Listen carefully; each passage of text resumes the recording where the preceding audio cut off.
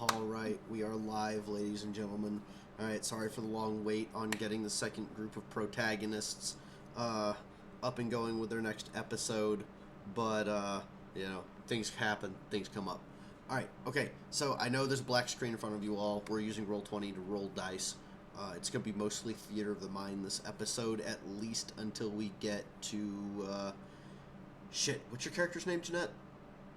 Morticia. Yeah, until we get to Morticia. There's an actual dungeon for that, I promise you all. So that one will have some visuals. Until then, we're going to be doing Theater of the Mind. Alright, so we're going to start off with George and... Yes. Aurelius? Is that his name? As far as I'm tracking it is. It's been a while. Alright, so George and Aurelius... So, George and Aurelius, last episode, they ended up making it into Motamine with their busted-ass tank that was completely weighed down with a metric shit ton of loot. So, unfortunately, a lot of this early episode is going to involve, essentially, trading, selling, maintenance upgrades, and stuff like that. People are going to get a little imaginative with upgrading their equipment. There's going to be a little action involved, but like I said, most of the action's going to be closer to the end of the episode when Morticia... ends up catching up to the cult of Scream that she ended up chasing after. And CC, welcome to chat. Good evening, sir. How is the chip challenge? I wasn't home when you went live during it. Aw, CC, I knew I was I knew you weren't present. I knew there was this void in my heart that was missing. All right, it was painful. We'll put it that way. It was very painful. It was horribly painful. Oh, I cried, Jeanette. I cried very bad. I am getting a commemorative plaque for myself for that, because that shit will never happen again. That was horrible. That was horrifyingly horrible. What? What was this chip? The Paki 1 chip challenge. I'm gonna look this up. I went an hour without relief. Anyways, okay. That was a different thing. That wasn't this episode. So, anyways. George, you and Aurelius. Yes. Also, by the way, Aurelius, I fucked up with you falling unconscious that second time in the last episode. So I reimbursed George his regen shot that he used on you, because Jeanette's magic should have healed up all your wounds. So you falling unconscious in that last episode, we're retconning that. Cool. So, Aurelius, you and George... just made it into Motamine. You're in the... There's no... So, the lift that you took down into Motamine kind of puts you in, like, a very large... Think of the area you're in right now as a very, very large, absurdly large, like, chasm-size garage. There are vehicles of all kinds, shapes, and sizes... sprawled all throughout this massive garage. Like, the ceiling is millions and millions of feet above you, because you're, again, inside a massive chasm of an ancient cave. You're in a fucking underground cavern that's people have built up around. So, and you've got George. You notice right off rip. Aurelius notices this too. Several of the vehicles inside this garage are variations of tanks. War wagons of various sorts, all sorts of cars, makes, models, trucks, all of that jazz. It's gonna, as you walk through the garage, your tank is kind of sort of parked for you, so you don't have to worry about that following you. Think of it kind of like a hangar bay, but for land vehicles. That's another way of looking at this. Okay. So you don't need to worry about your tank. The Motaminers already parked your tank. They helped you park your tank. As you exit this garage, which takes you probably about 20 minutes to walk to the other end of it, you end up entering what looks like a large general market. The center of which appears to be a massive statue of an unknown individual. It looks kind of like a politician wearing furs, like a huge fur coat. So what stores did you want to go to? Is what I need to ask. I need to know what you guys want to do. So speaking for myself, not too sure about that, but I'm assuming it's relatively similar. I know probably a arms dealer who also handles like parts and like weapons because I got a lot of ammo, a lot of weapons I can trade off. Um, I'm assuming with how much of a I guess like a stopping point for routes of trade this place more than likely is. Most of these arms dealers can also handle like electric based weapon, whatever, a weapons dealer, a vehicle dealer, and or a vehicle repair, I should say. And in all honesty, I'm kind of either a computers or like a robotics shop. All right, let's try Is this. Let's try this one at a time.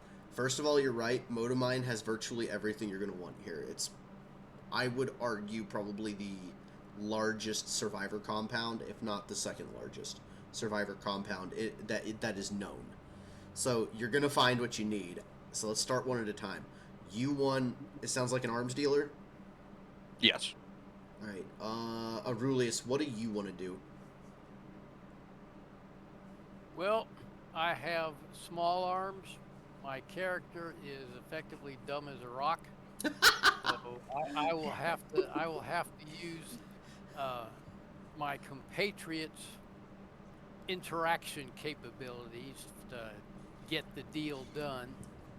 You don't trust your character to do it on their own? Well, he's not dumb as a rock. He's as social as a bump on a log. That too. My concern is, okay, I'm well qualified with a pistol, okay with a rifle, and my family heirloom, the sword. I would like to find the best possible pistol, whether it's a Johnny Ray gun, whether it's,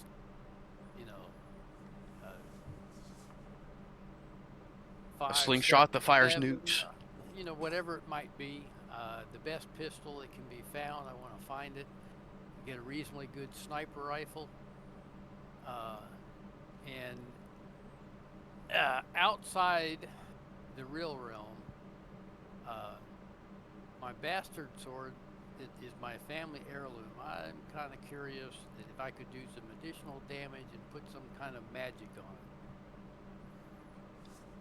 I don't know if there's any magic users in this place or not. Let's start simple and work our way to the complicated. So both of you want an arms dealer, it sounds like. Because we loaded up in that tank a whole crap load of... Yeah. So for trading purposes, I did take my two. What are they called? They're not called arc welders. I think they're called arc throwers or something like that. Oh, well, okay. They're called arc welders, but they're like the electric flamethrowers. I had two of those, and for trading's sake, to make it less complicated, I have those with me. Either one with me and one with Aurelius, or both on me. I don't know, but I have them with me. I'm assuming. All right, that's too easy. Let's just start at one. What were you saying? What were you saying, Aurelius? I was saying, since I would actually prefer to engage in combat with my sword, I would also like to somehow acquire a better shield, per se. Obviously, again, probably magic based. Okay. Let's put the magic to the side for the moment. Remember, Yeah, magic's not super common. Let's go with the arms dealers because that's what you guys both want. Or am I wrong about that? No. No. Okay. You're wrong. You're right. I'm wrong. You're right. You're right. You're wrong and right. Make up your mind, Jimmy. All right. Left. So Or are you right? All right. You don't need to really do. I'm not going to make you do like a skill check or anything to find an arms dealer. It's pretty easy to find one here in Motamine. There's like 3 or 4 different arms dealers. One guy appears to be dealing mostly with just selling guns. There's another guy that seems totally focused on selling ammunitions. And then you have this other guy that looks like he's selling a little bit of everything. But his equipment is, it's not being stored. Recycled. It's not being stored or kept very well. But that's putting it very mild, very nicely. He doesn't seem to give to you. Let's say he looks like the economy arms dealer. Okay. Oh, Jimmy, I have a dad joke I must ask you. Oh no. What's a golfer's favorite color? A golfer's favorite color.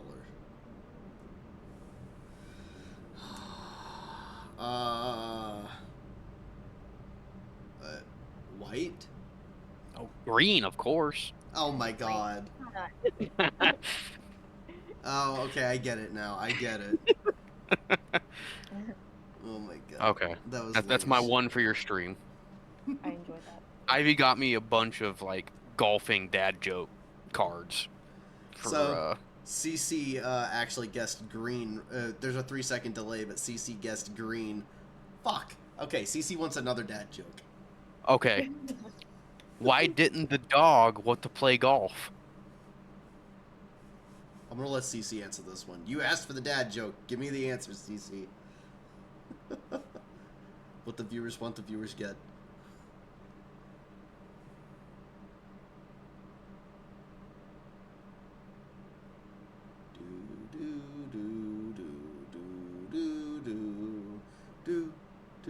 Okay, CC doesn't know this one. It was a boxer. I like that. God. It's so lame but good at the same time. Okay. Which arms dealer do you want, George?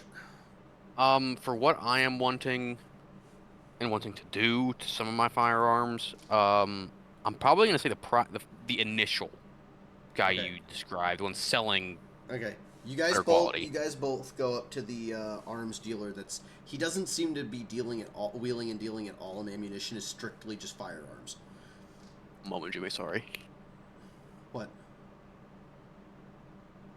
Damn it, we lost George. Sorry, my sister-in-law's asked me a question.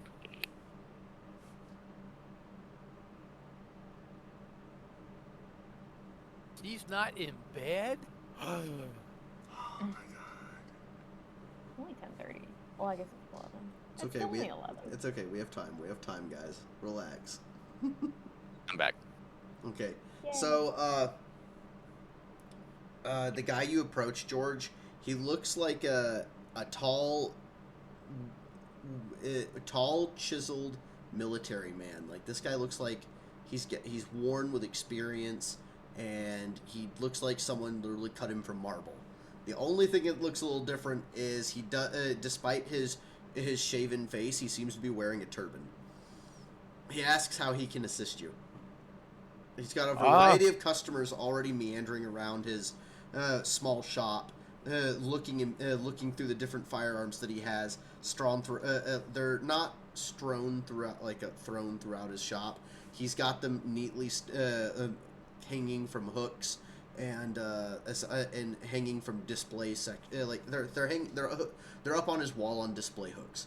And then he's got them several weapons laid out on a variety of desks as well. All right, I gotta step away for a little bit. I guess we'll take care of me, and then Okay, Dad's. we'll take care of you. We'll take care of you. We'll deal with the Rulias later. My players keep getting up and leaving. Well, Like I cats. got a couple things I need help with.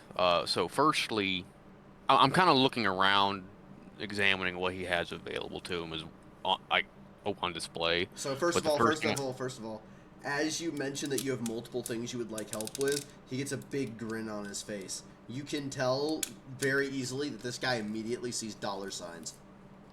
He probably does, but he's not getting dollars. He's getting equipment. Hopefully he's okay with that. So, I firstly ask him, before I continue with this, obviously, I want to make sure, because I've never been in this mode of mine before, do you barter, or do you strictly deal with some form of currency? He goes, well, to my knowledge, the world barters. What kind of question is that? So, George, the barter society is the currency of the world. Okay, I forgot. can use currency if you have gold and silver on you, by all means, Yeah. But barter is what people use. That's on me. I just honestly forgot. Okay, I knew it was it's been a while. barter It's been a space, while. but It's been a while. whatever. Well, so firstly, I show him my revolver. I want to be able to. Now, obviously, if you have a weapon of what I'm about to describe to you, what I would like to do to this, that'd be probably a lot easier on me. But I want to convert this revolver into a LeMat. I'm assuming you're aware of what a LeMat is because you're an arms dealer. But I would also like to modify to where rather than shooting these small caliber cap and ball rounds, I would like to shoot large caliber, preferably 45-70, if not like, yeah, about 45-70 is what I would prefer out of this revolver. Okay, I'm back. Did I miss the record-breaking deal? No, No, you haven't. no, you have not. George literally just put a cap and ball cavalry revolver on the desk and says, "I want you to change the caliber of this gun." And then give it a shotgun barrel. So, first of all, he laughs at you. He tells you that what you're asking for cannot be done, but he can get you a gun that does what you're asking for. Okay, that works. He enjoys the fact that you're asking him to completely change the caliber of a gun. I don't know if you could. The reason why I ask, okay, so this is like outside game realm. The reason why I ask is because there's actually a Dragoon revolver reproduction that you can get, and you can get a conversion kit cylinder that converts it from like a 40 caliber cap and ball to a 45 long Colt, like pistol. That's why I asked. I was just curious. So what's the current caliber of your cap and ball pistol? Do you even know? It's never on it. I have no info. Actually, I think it's a 30 caliber. I don't think it's actually mentioned in the rule book. It's just a cap and ball revolver. Yeah, I'm gonna say that isn't like most revolvers like that, like a 30 cal, some sort. George, we don't need to get We don't need to get into the specifics. Okay. Relax. Okay. Okay. So he says, do you want to keep with the cap and ball and black powder style, or keep a? Do you want to? Essentially, he's asking, do you want to keep a black powder style weapon, or would you like to upgrade to modern shells? I'd prefer the modern shells because it's less equipment I have to carry for reloads.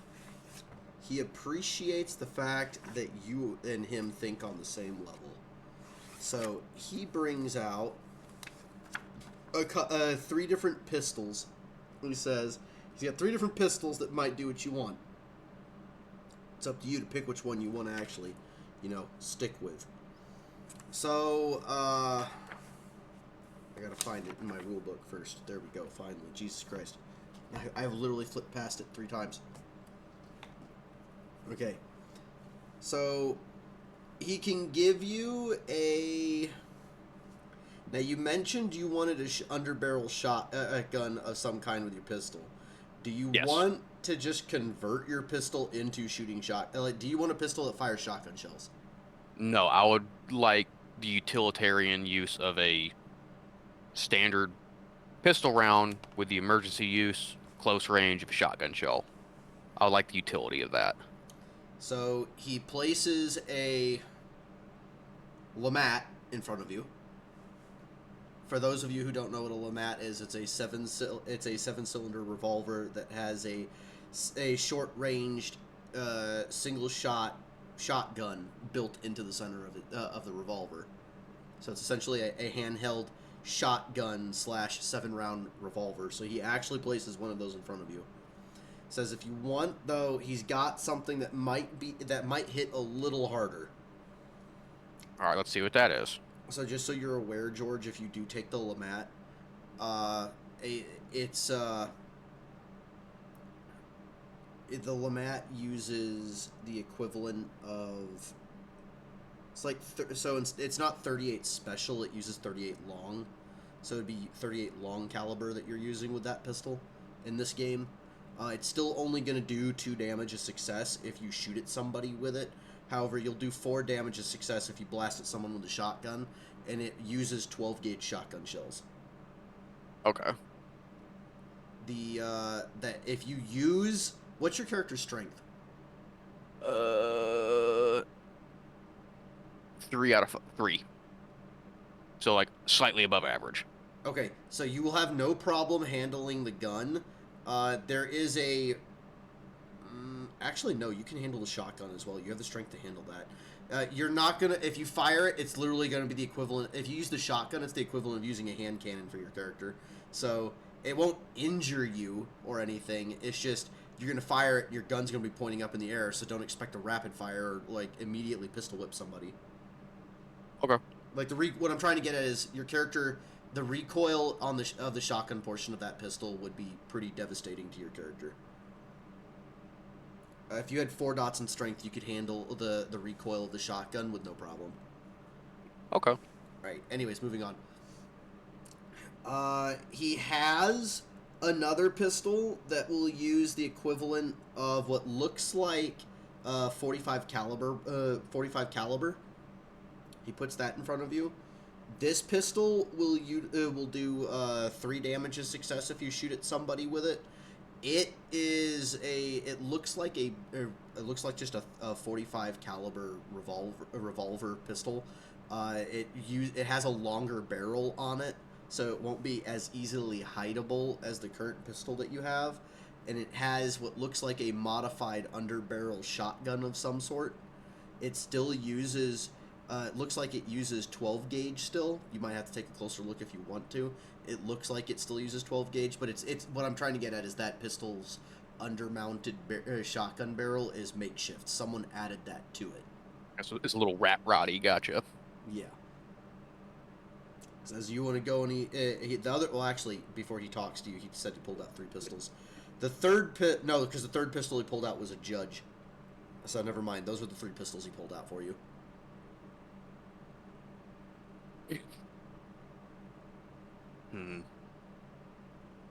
Well, feel free to ask questions, George. Like that, he's got guns for days, dude. Like, just talk to him.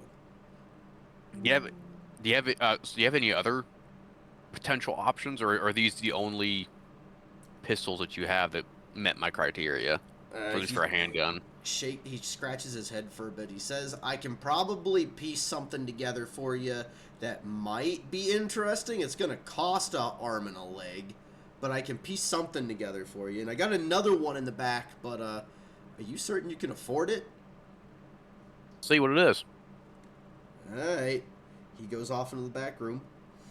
Takes him a little while, and he comes out with what looks like a small box in his hands. It's an open top box, so once he puts it down, you can see what's inside it. He starts pulling out little pieces and bits here and there. He pulls out what looks like a modified cap and ball revolver, but it's been heavily modified, by the way. It's running on shells. He tells you it's a single action revolver. George, you can actually tell that without him telling you, but he told you anyways. So it's a single action revolver. It looks like an old cap and ball cavalry revolver. It's been modified to act, and it no longer has a cylinder, but instead has been replaced to have a chain-fed, belt. The pistol runs on what looks like 9mm bullets, and it has. He pulls out some bits and pieces here and there, and he tells you that he can further modify the pistol to have a small shotgun barrel attached to it if you want. How much you're willing to pay will determine what kind of shotgun barrel he adds to it. And then he pulls out another pistol. This one's actually like manufactured to look the way it does. This one is a 357 Magnum, but it has an undermount gun that's a secondary undermount gun that's actually built into it, and it looks like it uses it looks like a double barrel 410 shotgun. Oh, okay. I'd say I'm probably more interested in the 357. You look at what I have available, then I'm willing to trade them.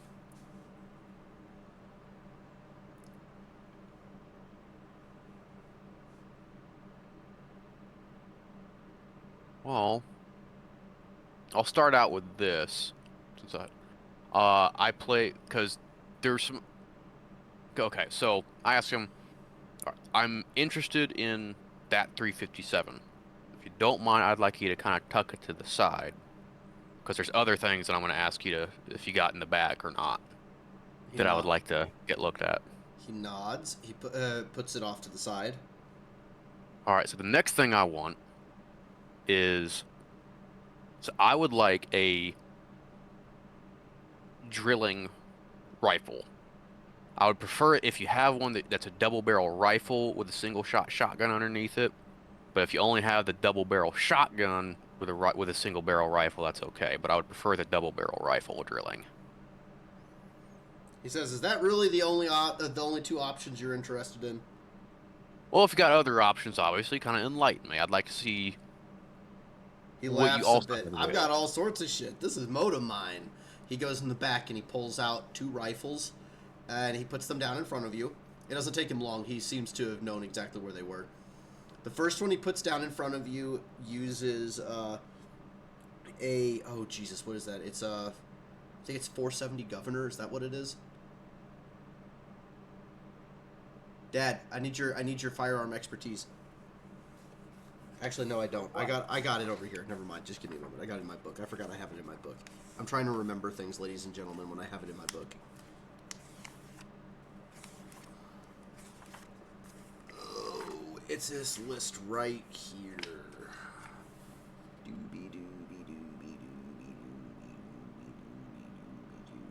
It's not that. We're getting there.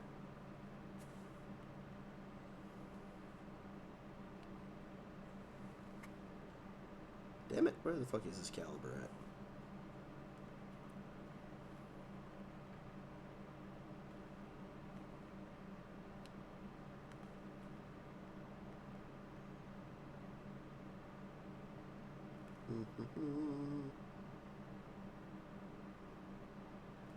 Is that really I guess that's what I'm thinking of. Okay.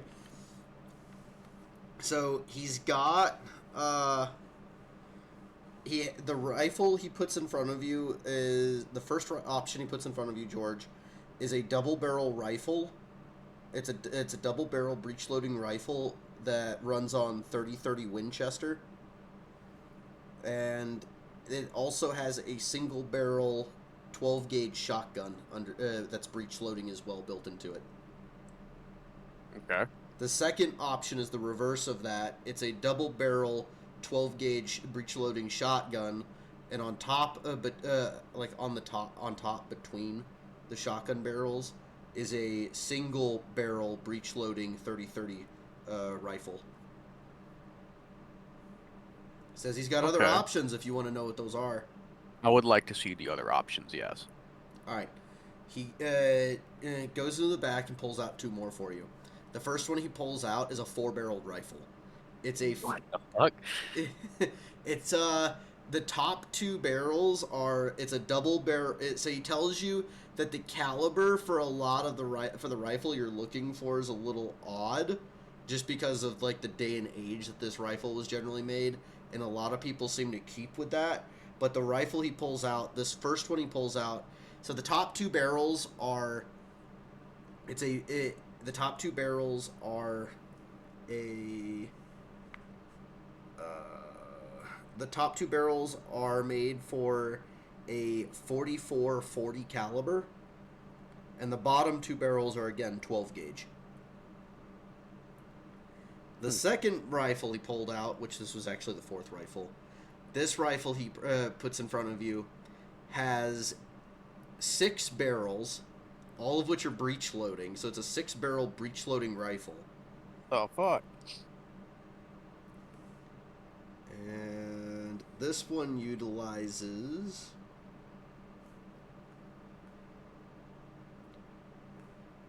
we need something a little bigger than that. It utilizes, no, we can't give you that. That's way too good.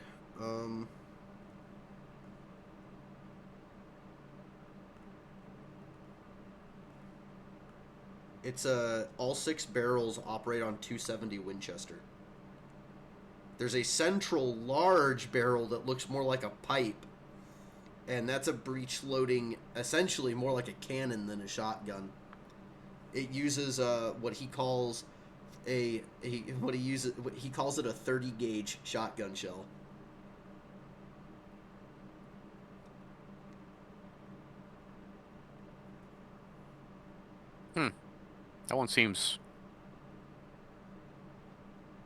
That seems a little interesting. So I'm a little torn with these rifles. So if you don't mind, I would like you to keep the septuple barrel rifle monstrosity as well as the double barrel drilling, the 30-30 with a 12 gauge under barrel. I'd like to keep those two rifles tucked to the side for me. He puts them to the side. And then the final weapon I'm looking for is I would like a probably need it. Okay, so with my strength, I'd probably need a. Do you have? I want to see. Do you have both a 4? I would like to see if you have them a 4 or a 4 and a 600 Nitro Express. Roll a d10 for me. 10. Where is it at? Oh, I just clicked that. I got a 10. You've got to be shitting me. Holy fucking shit. I'm not shitting you. What the fuck? Alright, okay. Yeah, he does have exactly what you just asked for. He says the ammunition for that particular rifle is not easy to come by, nor is it cheap. I understand that.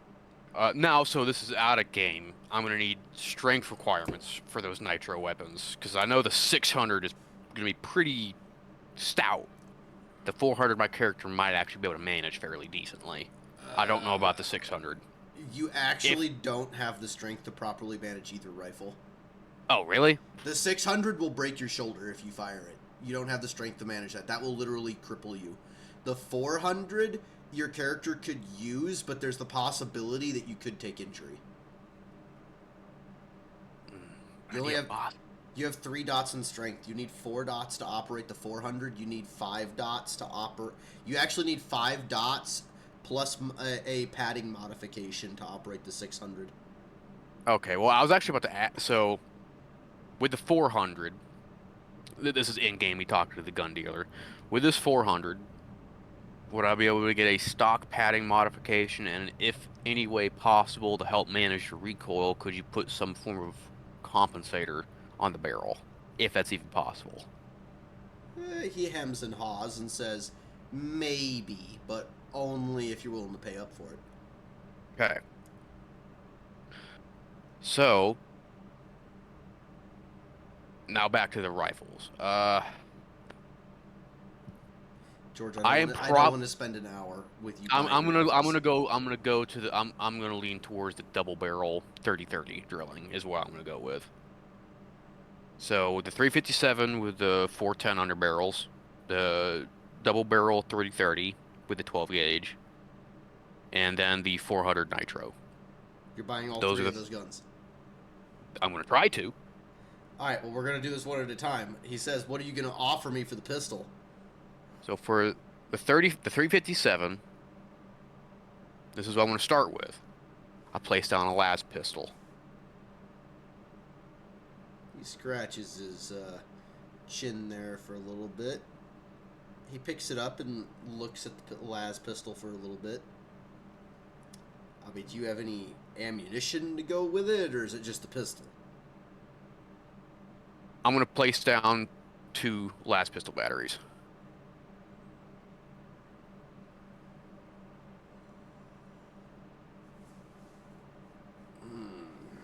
He seems very. You can tell he seems very interested by the offer.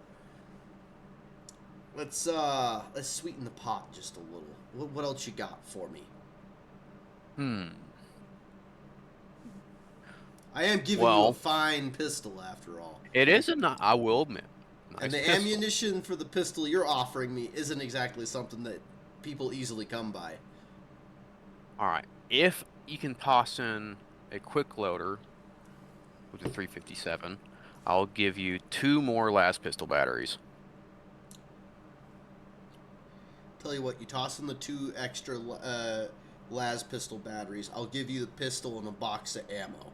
How about that?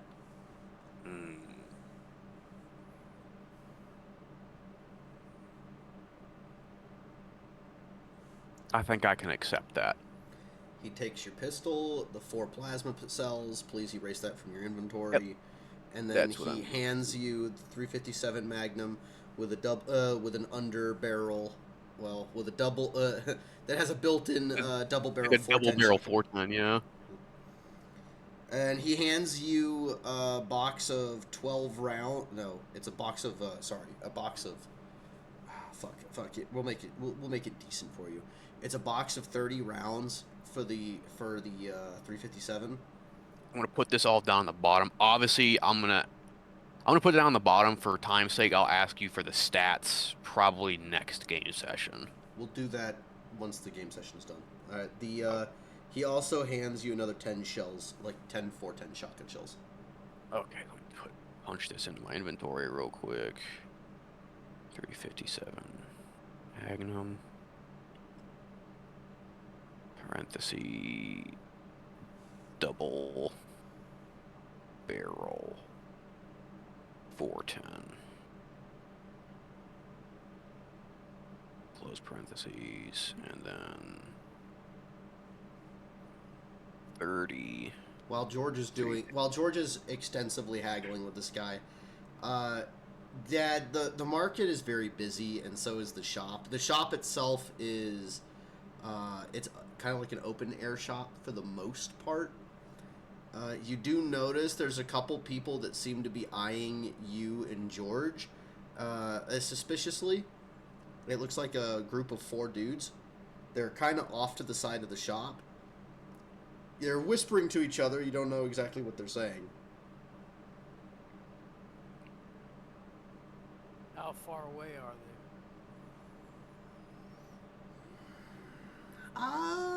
they?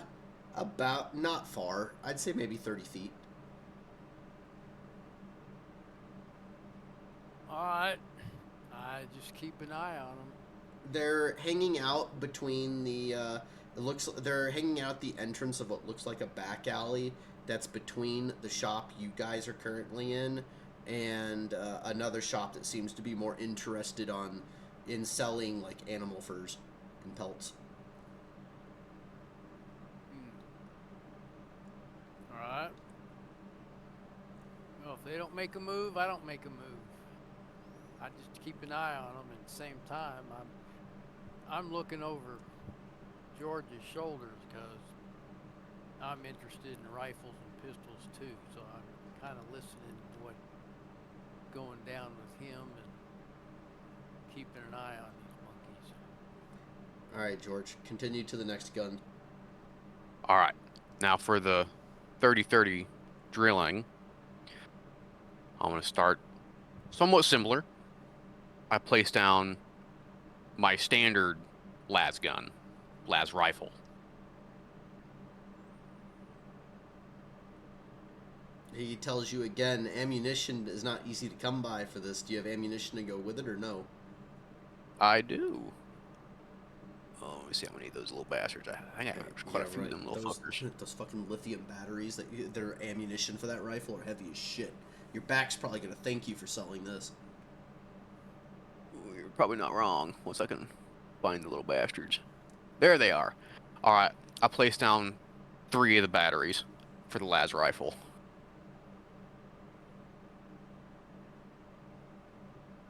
I would also like some ammunition, obviously, with a rifle as well. He laughs. Do you have any idea how rare ammunition is for this rifle? Come on, give me something else. You got to give me something more, something substantial. Hmm.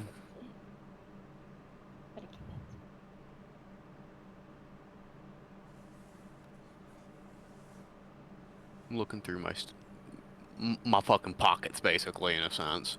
Yeah, I know your pockets are deep. They're deep with riches right now. So don't act like you're a poor broke motherfucker, because you ain't. All right.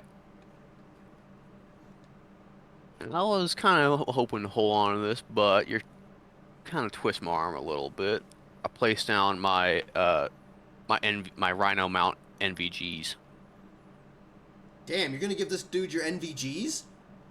Your night vision goggles? Okay. He looks at that and he goes, "You know what? I think we have a deal." He hands you the rifle, takes all the stuff, so please erase it from your inventory. He hands you the rifle, he gives you 4 rifle rounds and another 5 12-gauge shells to go with the shotgun. With the shotgun underbarrel. Really, 4 30-30 rounds? That is what he offers you. He tells you the 30-30 is an exceedingly rare bullet. He's got a couple extra in stock, but he doesn't know if he wants to just give too many of them away. It's a good thing it's not real life. I think in real life you can find 30-30 pretty easily. Yeah, I was about to say 30-30 is an extremely common caliber. Alright, so I'm gonna get rid of these little bastards. George, give me an empathy check. Oh god, hold on, let me find that damn stat. Is it empathy plus what will it go with? Like a composure? No, Presence? no. It's gonna go with it would be presence. The greatest roll, but yeah, I didn't get any successes with my 3 dice. Never. Hey, Dad, you can make the same roll if you want. Empathy plus presence. Where those little bastards go?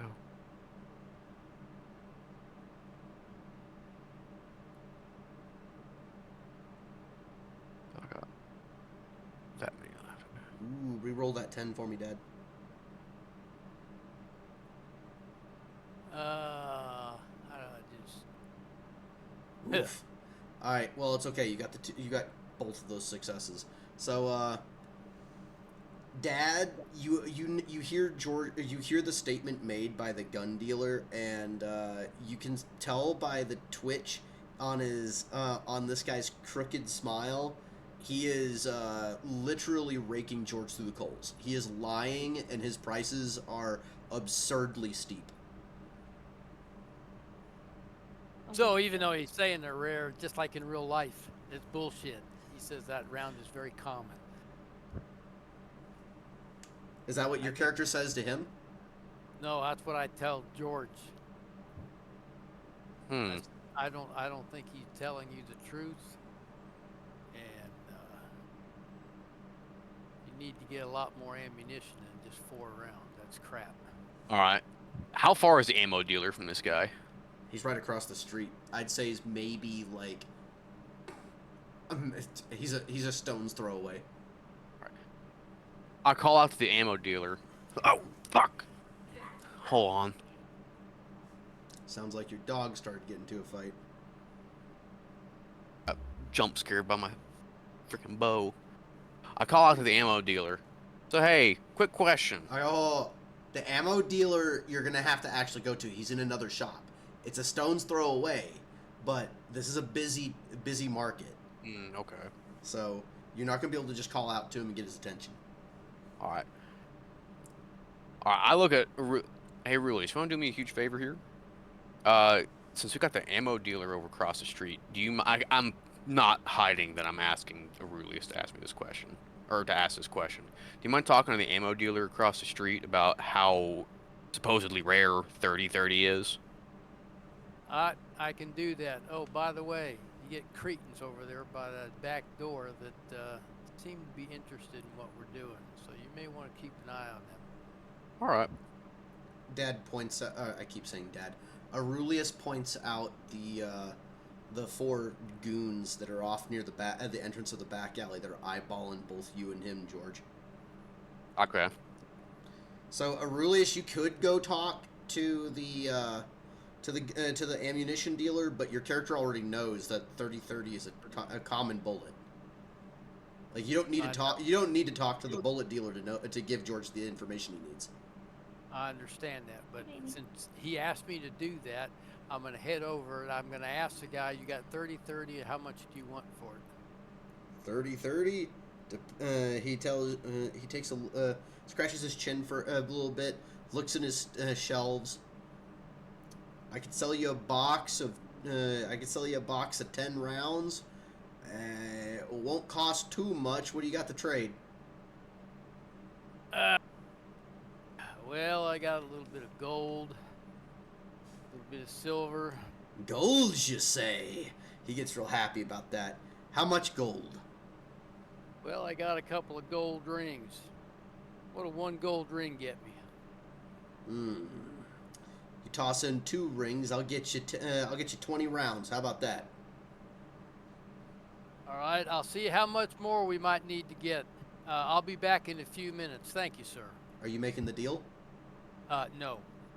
Okay. I told him. I said we may get more. I'll be back. So I head back over there. A quick question, stuff. Have I solidified this trade already with the drilling? Or is... I'm assuming you did. Yes.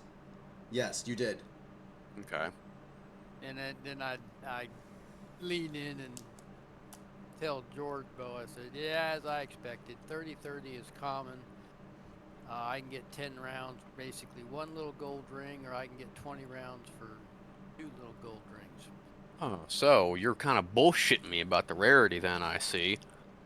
1 gold ring can get me 10 rounds, 2 can get me fucking 20. Meanwhile, I gave you a fucking NVG for a drilling rifle and all that? Alright. I got you, don't worry. I'll be telling other people about your shenanigans. He shrugs his Maybe shoulder. maybe the old guy recycling shit over there outperform you in business after this. My viewers are like, this feels like a Deal or No Deal show. I'm sorry, it's boring. They literally before I started live streaming the Noreagens, this particular group of protagonists, they got out of they completed a 3 back-to-back massive dungeons, so they're literally up to their eyeballs in high-tier loot, so they need to offload it, sell and trade, and all that jazz. And all of that was before I started live streaming. So I am very sorry, ladies and gentlemen. I know the majority of this episode is going to be super fucking boring because there's going to be a lot of wheeling and dealing involved. Yeah. And also, Jimmy, with my maxed out level crafts, is out of pettiness, maxed out level crafts and my level 4 in firearms, I'm going to look quickly, but also more carefully at his firearms, see if he's kind of screwing people over with these potentially faux nice-looking weapons. What do you mean by like faux? If he's fake. Fucked up. Oh. So the guns... okay, just give me a crafting check. Straight crafting or... Well, because you're in the middle of dealing with the dude, it's going to be crafting plus wits. Alright, I got 9. So 6. Uh-huh. Yeah. Wow! You rolled What pretty the steady, buddy. fuck? Wow! Alright, you know what? Let's see if your bodyguard does any better. Dad, you can make the same roll if you wish. Yeah, man, what the hell is with these dice? Yeah, but what am I supposed to roll again? It's crafts and then wits. Crafts and wits. Well, that kind of sucks, because my craft sucks. Well, CC, I'm glad that you're vibing and relaxing with us. We're happy to have you. Feel free to chime in and throw recommendations at the dungeon master so that I can mess with them if you want to. No, if you want me to. That wasn't How did I get 9 rolls and not a single success? Yeah, this roll 20 hates me. So, Aurelius is looking over your shoulders. George, you're like, yeah, I don't think he's fucking me on the gun. The quality looks pretty good. Aurelius, you're scratching your head there, and you're like, yeah, the quality is good. There's no doubt about that. He's fucking us over with prices. So, he's fucking you price-wise. He's not fucking you quality-wise.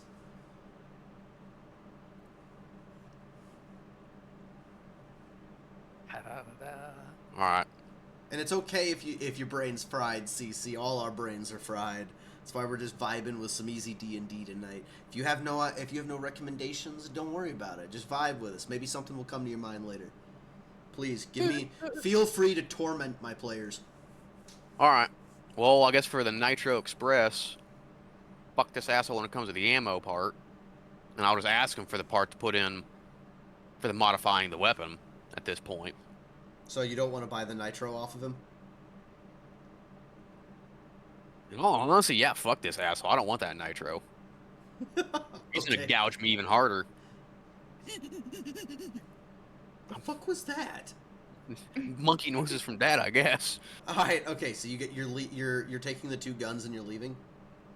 Yeah, I guess. Well, I mean, Dad probably. Dad, do you want to get anything from this shopkeep? I need to ask him a few questions. Power to you. I mean, yeah, I guess power to you. As far as I'm concerned, quickly learning this dude's shenanigans. Fuck this Well, troglodyte. when we look at all the guns and everything, and I don't remember what they all are that we got stashed in the damn tank. I don't know And- what you stashed because I only wrote down what I stashed into the tank. Just a heads up. I didn't. Well, I've got like 9mm Springfield bullpups. Oh, Christ. We and- basically and- brought a whole like frickin' wagon behind us with all this shit. Is what I'm hearing. I mean, M16s. We look like arms dealers. That's what we look Well, like right now. Well, that's about right. We got enough damn guns we picked up.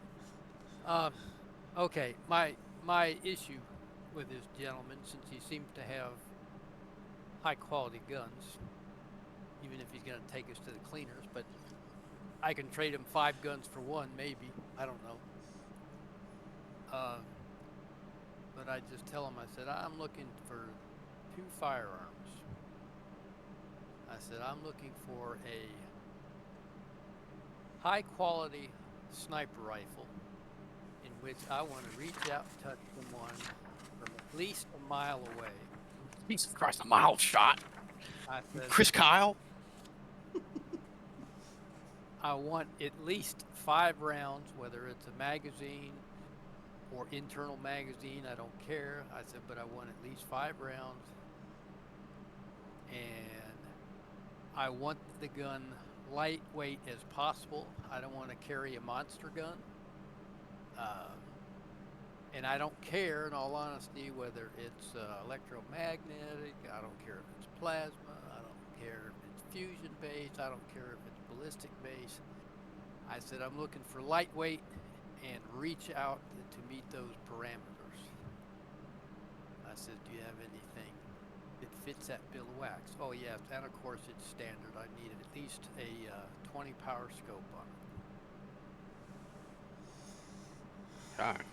Damn, you have a Chris- laundry list of what you want. And that's just the first gun. If possible, I'd also like a threaded barrel so I could install a silencer. So he says he's got 2 guns that might meet what you're looking for. All right, let's see him, buddy.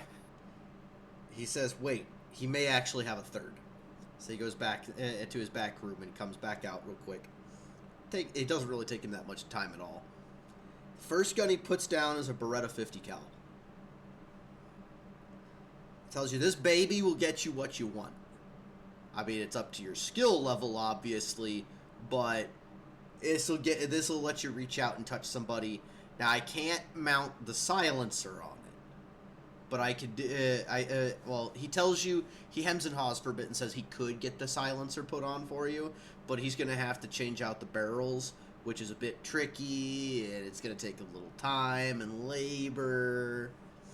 Okay. Then, what, George? Okay. So, real me knowing, and then Hold up. Before you do that, Game character knowing. let me explain the other 2 rifles first. yeah, you do that. You do that. All right. Dad might not even want the Barrett. All right. So the second gun he puts down it's referred to as an anti-material rifle. The anti-material rifle uses energy cells. It uses anti-material energy antimatter rifle. Essentially, it's referred to as a antimatter. We'll just keep it simple. They're antimatter cells. It's a high-end rifle. He's not given. He doesn't know if you're going to be able to afford it, but it will reach out and touch what you want. And since it's a laser-based weapon, he can't actually rifle the barrel, so this one he cannot put a silencer on for you.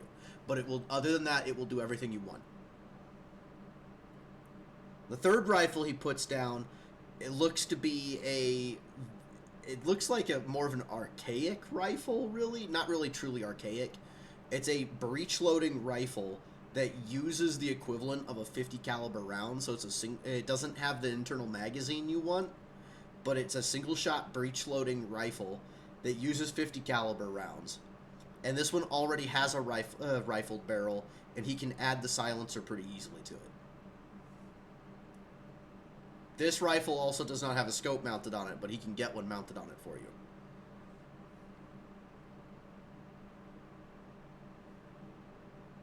Yeah, that's it? You don't have anything in between?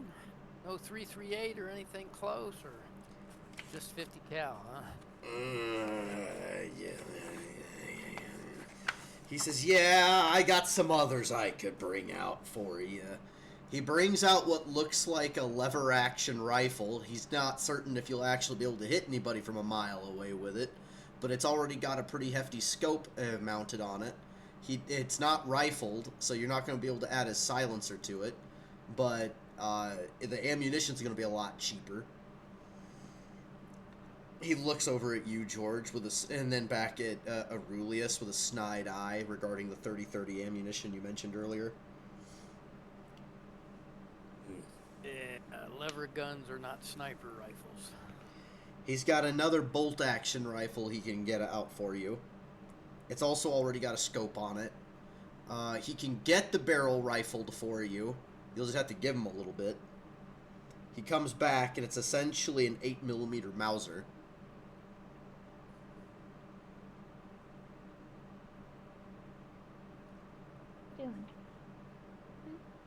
Well, he's gonna make me get that Barrett. All right. Well, Aurelius, are you interested in that Barrett? Out of the ones he's shown me, that's the best one. All right. So, real life me knowing, and then with my character's firearm skill and his experience with the Tinkerers, who are a very well-known handyman gypsies, basically.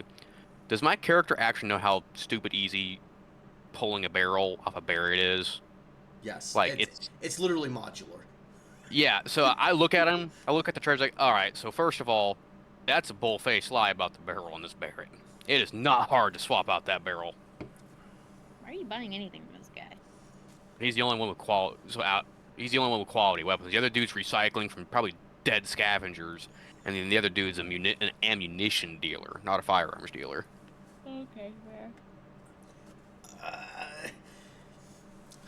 I can prove it to you and your entire customer base right here how simple and modular these barrels are on these guns. Give me an intimidation plus manipulation check. You better roll better this time. Do I get advantage with my character's knowledge on this? I'll give you a +4. Okay, so intimidation plus manipulation, you said? Actually, no. I'm gonna give you a +5. It's intimidation plus manipulation because you're talking to him. Well, I got another 9, so hopefully the game doesn't fuck me. I don't know. Last time, you... oh my It's God. starting to Oh my fuck God! me. Holy shit! George, it got even worse. No, it didn't. I got 1 success. Oh Lord! Oh my God! Dude, what is with this shit, man? You're just letting this guy shit on us. It's not me, it's the fucking computer. The I'm not, so I'm going to roll a second time. I'm not going to accept the second roll results, obviously. I just want to see if it does it to me a third time. You know, it's gonna give you a good roll now that it doesn't count. 9, 9. 9. I got 3 successes that round. What the fuck? Too bad it doesn't count. All right, you got 1 success. The guy looks at you funny and he goes, "You do realize I gotta pull out my wrenches and I gotta get my hands dirty. I just greased this rifle. You know I have a lot of customers I need to attend to." Let me go ahead and just do a quick die roll for him.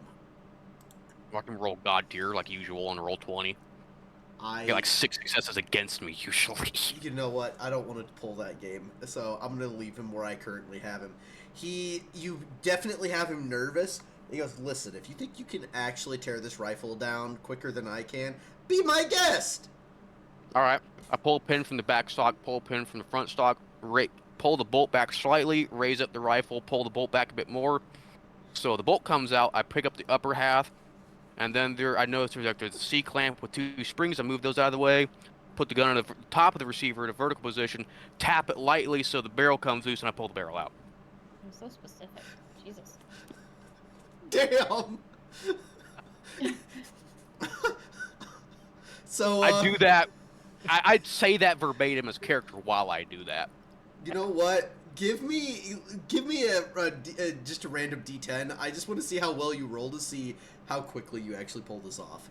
I swear to God, if I could have won. I use all my luck for that individual D10. Where is it? Right up here. That's where all my roll luck has gone currently. I'm gonna roll a 1. Please don't roll a 1. I'm begging you. Please, Dice Gods, give this man a look. 3. A fucking 3. Dude, this is ridiculous. I'm actually getting mad 'cause I know how Okay. actually easy this shit is. All right, I'm gonna cut you some slack. I'm gonna let you re-roll that. Come on, roll well.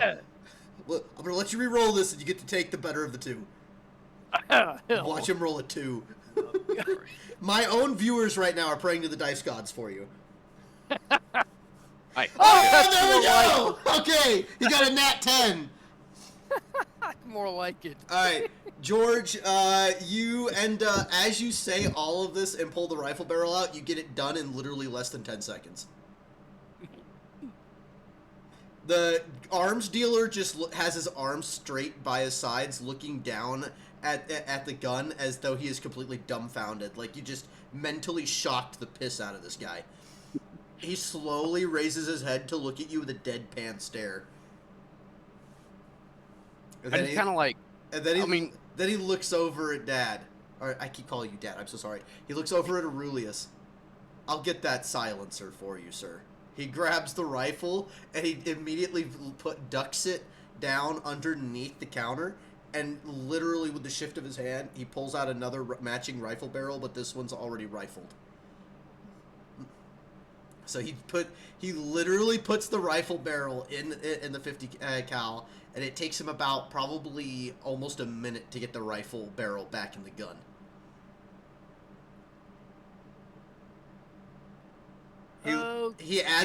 He mounts the silencer on the rifle, and he looks at you and goes, "Sir, it would appear that fortune has favored you today. It just so happens we had a surplus of rifled 50 cal barrels. So the mounting of your silencer is free today." Very well.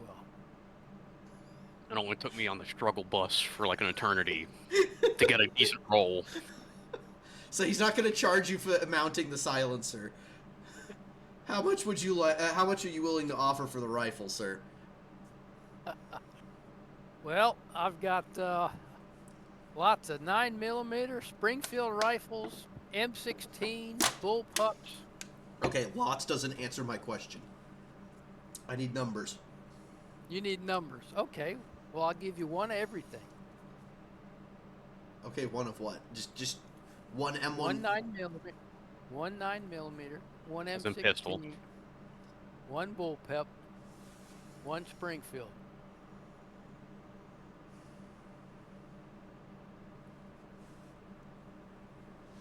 Okay, I want to roll and see if he actually knows what else you have.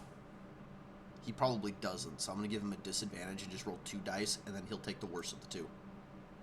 Oh, Wow. yeah, right. Okay. Prime example of the roll 20 shenanigans. I mean, technically, there's no way he would have known you guys just came in with a cart full of shit. He's gonna ask. He tells you that. Listen, man, Okay, fine, but can you throw in a little? Can you sweeten the deal a bit for the silencer I'm giving you? I can give you a couple of gold rings. How much is a couple? A couple? That means 2. Give me a little more. Come on, this is a 50 cal. We're talking a silencer for a 50 cal rifle here. Oh, Dad's an arms dealer right now, so I'm not even gonna toss anything in the pot. For all I care, this dude raked me over the coals. I'll give you a second 9mm. Give me a persuasion plus manipulation check. Persuasion and manipulation. Yep. Okay. Cece says, "Sir, this is a Wendy's." All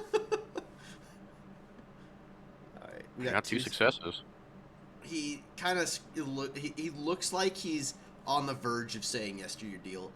Sir, you know how rare it is and how hard it is to find a 50 cal in this quality these days? This is machined steel. Well, I kind of chime in, like, well, doesn't Motamine manufacture and machine hundreds of weapons a day, including firearms, almost certainly of this caliber? He just looks at you angrily. "I'll take your deal. Get out of my shop." Hey, I'm not done yet, buddy. Don't you want more guns? He sighs heavily. "What else are you gonna do to me?" Alright, you get the 50 cal, just erase all that equipment from your inventory. And it is silenced. You have no ammo for it, but you have everything else for it. Okay. George, your knowledge of Motamine is pissing this guy off. I gotta get back at him for fucking raking me over the coals. All right. So, Okay. I am looking for the biggest, baddest, meanest, fuck someone up the easiest pistol you got. I just look at that. I kind of look at Aurelius myself. I'm like, do you know how? I whisper in his ear, like, do you know how many calibers of meanest, biggest, baddest, fuck me up pistols there are in this world right now? Yeah, but I want something that won't blow my damn arm off. He goes, "Well, do you want a big, bad, fuck someone up pistol, or do you want a dinky little toy pistol?" That's out of game. What is your character's strength? 3. Okay, so two-handed, he could probably... So if he held it with two hands, he could probably handle a 44. I don't know about a 454 Casul, though. So, He could probably handle a Beagle, too. What did you say your strength was, Dad? Dad, what was your strength? 3. So, the guy says, "Listen, I know you said you don't want a hand cannon, but you don't want a hand cannon, right?" That's correct. I need one that, preferably a semi-automatic pistol with a large magazine, but Oh my I God. may be talked into a revolver. I'd say with a big caliber, you probably want a revolver.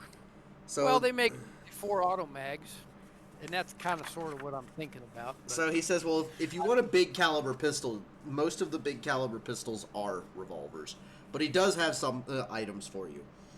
So he says, if you're interested in it, it's a revolver, but he has a Thunder 5. It has a 5-round cylinder. The caliber is, I think that one uses actually 38 long as well. It's not like a huge revolver, but it's big enough that it's got stopping power behind it. The damage stat is that it does 2 damage, but it per success, but it has 9 again. So you reroll on 9s and 10s.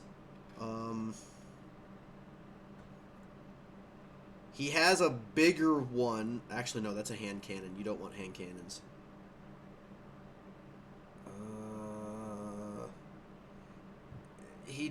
This one's not. I mean, this one's kind of like on the edge of being a hand cannon. He has a Freedom Arms Model 83 that he could give you. It's got a much larger caliber. That one uses 45 long. well, I'm thinking this is sort of outside the box, not necessarily in the game.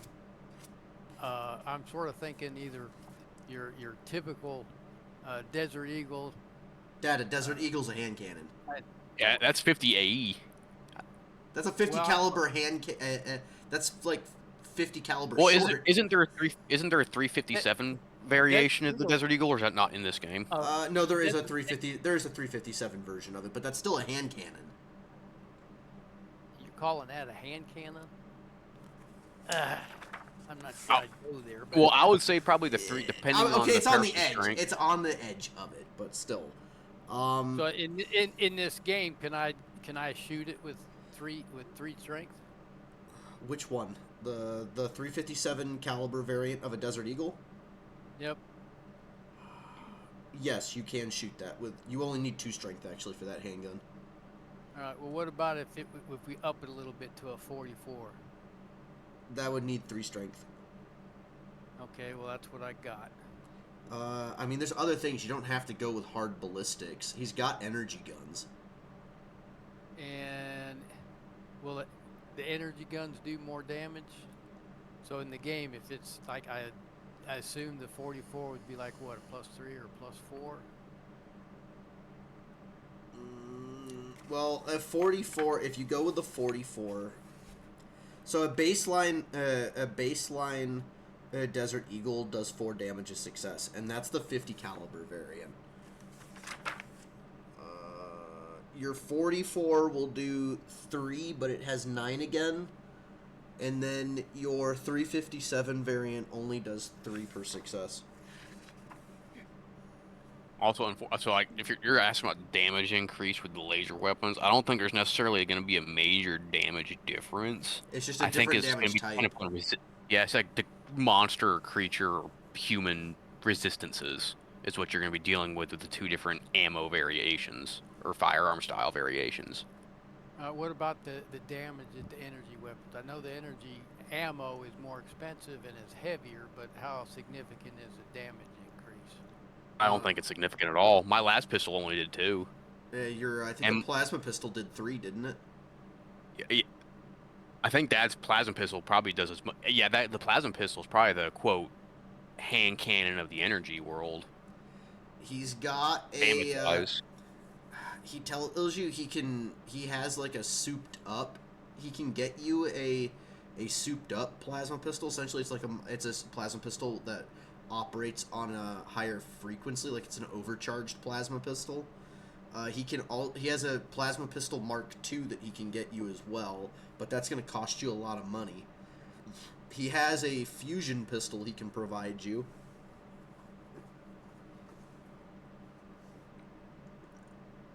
It depends on what kind of range you want to reach out and touch somebody with, because the fusion pistol doesn't have much range. Well, I've got my sniper for long range, and the crossbow is sort of mid-range. So I'm looking for basically kind of like close quarter combat is going to be with a pistol. Go with the Judge Okay. revolver. If you want close quarter, he says that narrows things down a bit. So he tells you he could just give you a Judge revolver, which will do 4 damage a success. Does it do 4 damage a success? I have to actually double check the shotguns real quick. So Jimmy, You're going to give me 4 damage for a judge? it's a shotgun. I know shotguns are generally like hardline 4 damage a success. They hit pretty hard, and I think I gotta find it. Hold on, it's back here somewhere. Which, so I hate doing this constantly, and it kind of sucks because like all 3 of us have a lot of general real world gun knowledge, and we're trying to play a game with that. Hey, can I actually get through this, or are we gonna spend like 3 hours on guns? Can we please stop? Thank you. All right. Oh my god. So, let me get through the gun options that he's gonna recommend, and then you can chime in, okay? Otherwise, you're just gonna chime in every time I provide a gun. Can we please like calm the gun knowledge down just a little so we can get through this episode? Yeah. All right. Thank you, Jesus. All right. The so he is offering you the Judge. The Judge is going to do 4 damage a success, but you won't get a 9 again with it. The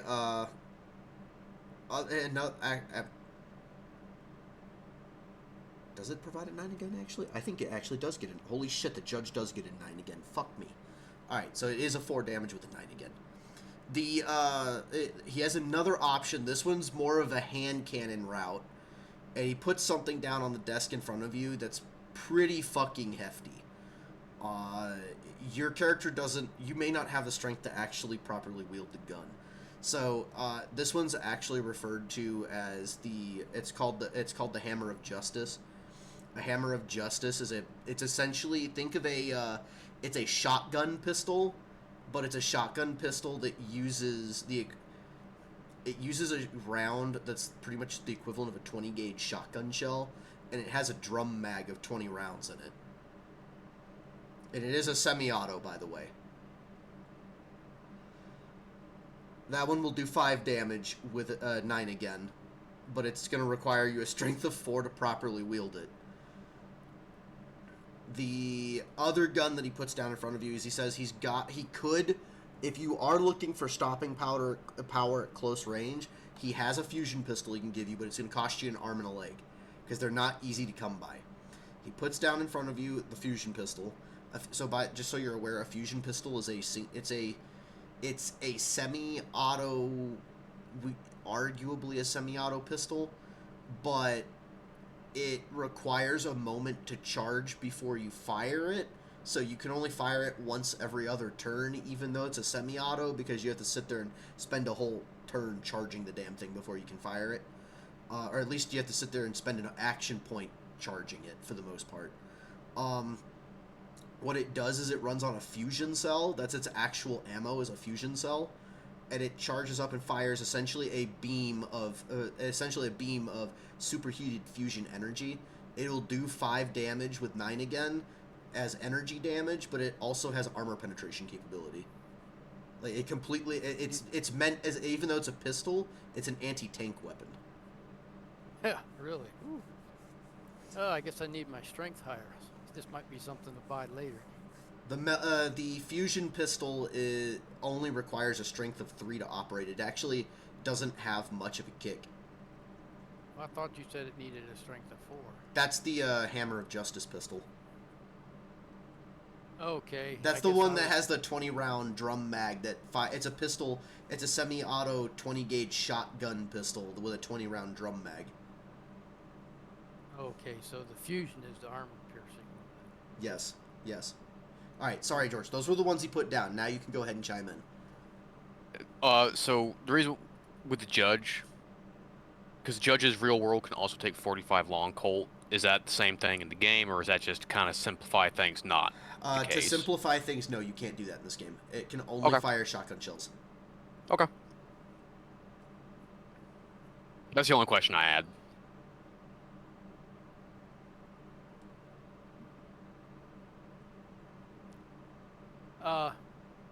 How much is the fusion with the fusion cell? How much does that weigh versus the weight of the 44? The pistol, the pistol. Got them in front of me, I pick them up and kind of. The fusion pistol actually weighs more. It's a considerably heavier gun. Like, your 44 weighs probably what, like 2.5 pounds. Your fusion pistol weighs close to almost 4.5 pounds.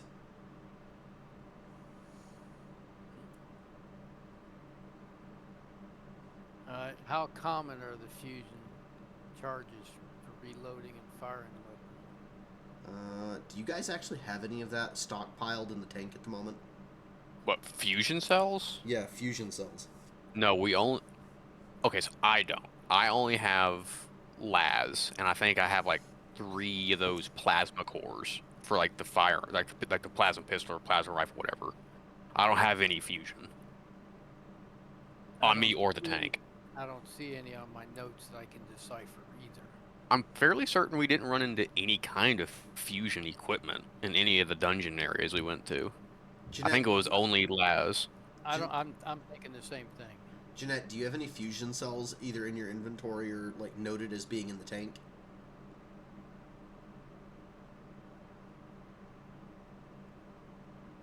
I might have taken a nap. Yeah, I think Morticia took a nap. She may have walked away, unfortunately. All right, we'll come back to that. But to answer your question, they're not common. They are a highly prized item if you can find them. Okay. So they are... All right. They're rare and they're expensive, but it sounds like the gun's damage output potential is potentially worth the rarity. But that doesn't necessarily mean that's what you're after. Alright, and we don't know whether the ammo guy next door's got fusion cells, do we? Nope. Not to sound like an asshole to Dad's character, but Dad, or trust it, well, Aurelius, like, Would Dad's character even know how to shoot the fusion? Because I know it took us a little bit to figure out like some of this high-tech old world Yeah, equipment. that's actually a good point because I ain't too bright in this character. Well, Well, you're not so you're the not bright with the sciencey shit. I don't know if his firearms would come into play. Well, so I mean, we could take a roll and see how that goes. I mean, you don't need to roll to shoot it.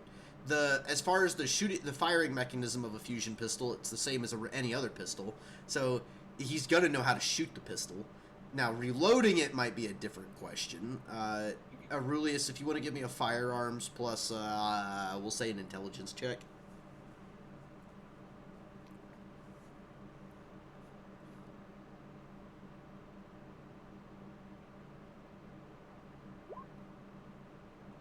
Ooh.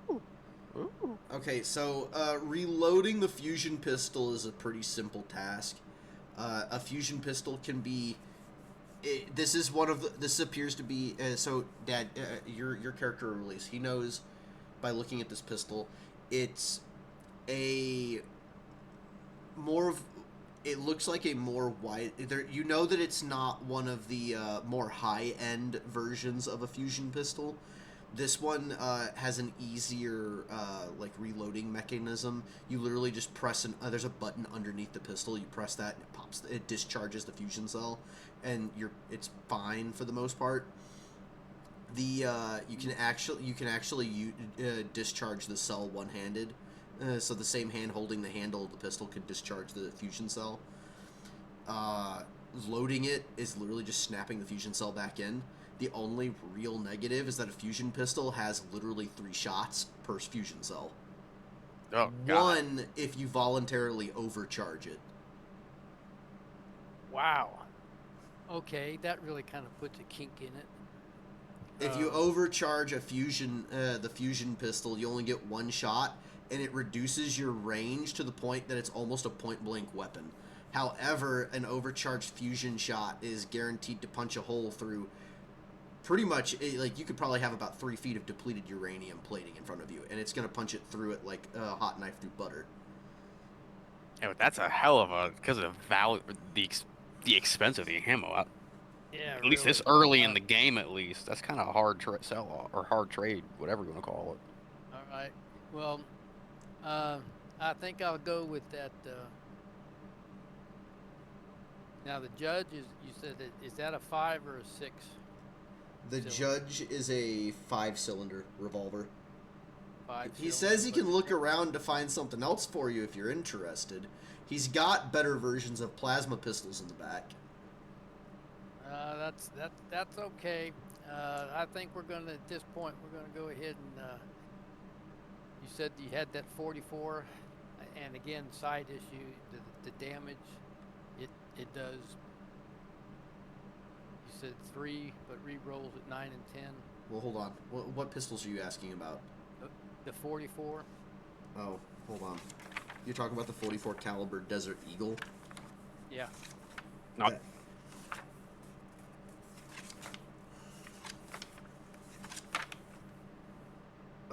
The 44, yeah, it's 3 per success with a 9 again on rerolls. All right. And the 357, what was the difference there? The Maybe difference, just 3. it's just 3 damage per success. Oh, just 3. All right. I'll go ahead and go with the 44. Well, what are you offering for it? I'll give you another M16. M16, but no ammo? Hey, are you going to throw in any ammo with the 44? Depends on how much you want to sweeten the pot. Well, let me see my ammo stores here. Desert Eagles aren't the cheapest firearms around.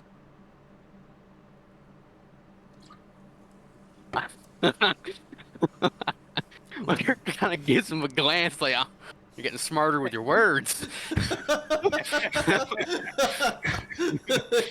I almost said manufacture or make, and then he kind of stopped himself and changed his terminology. Looking at you specifically, by the way, George.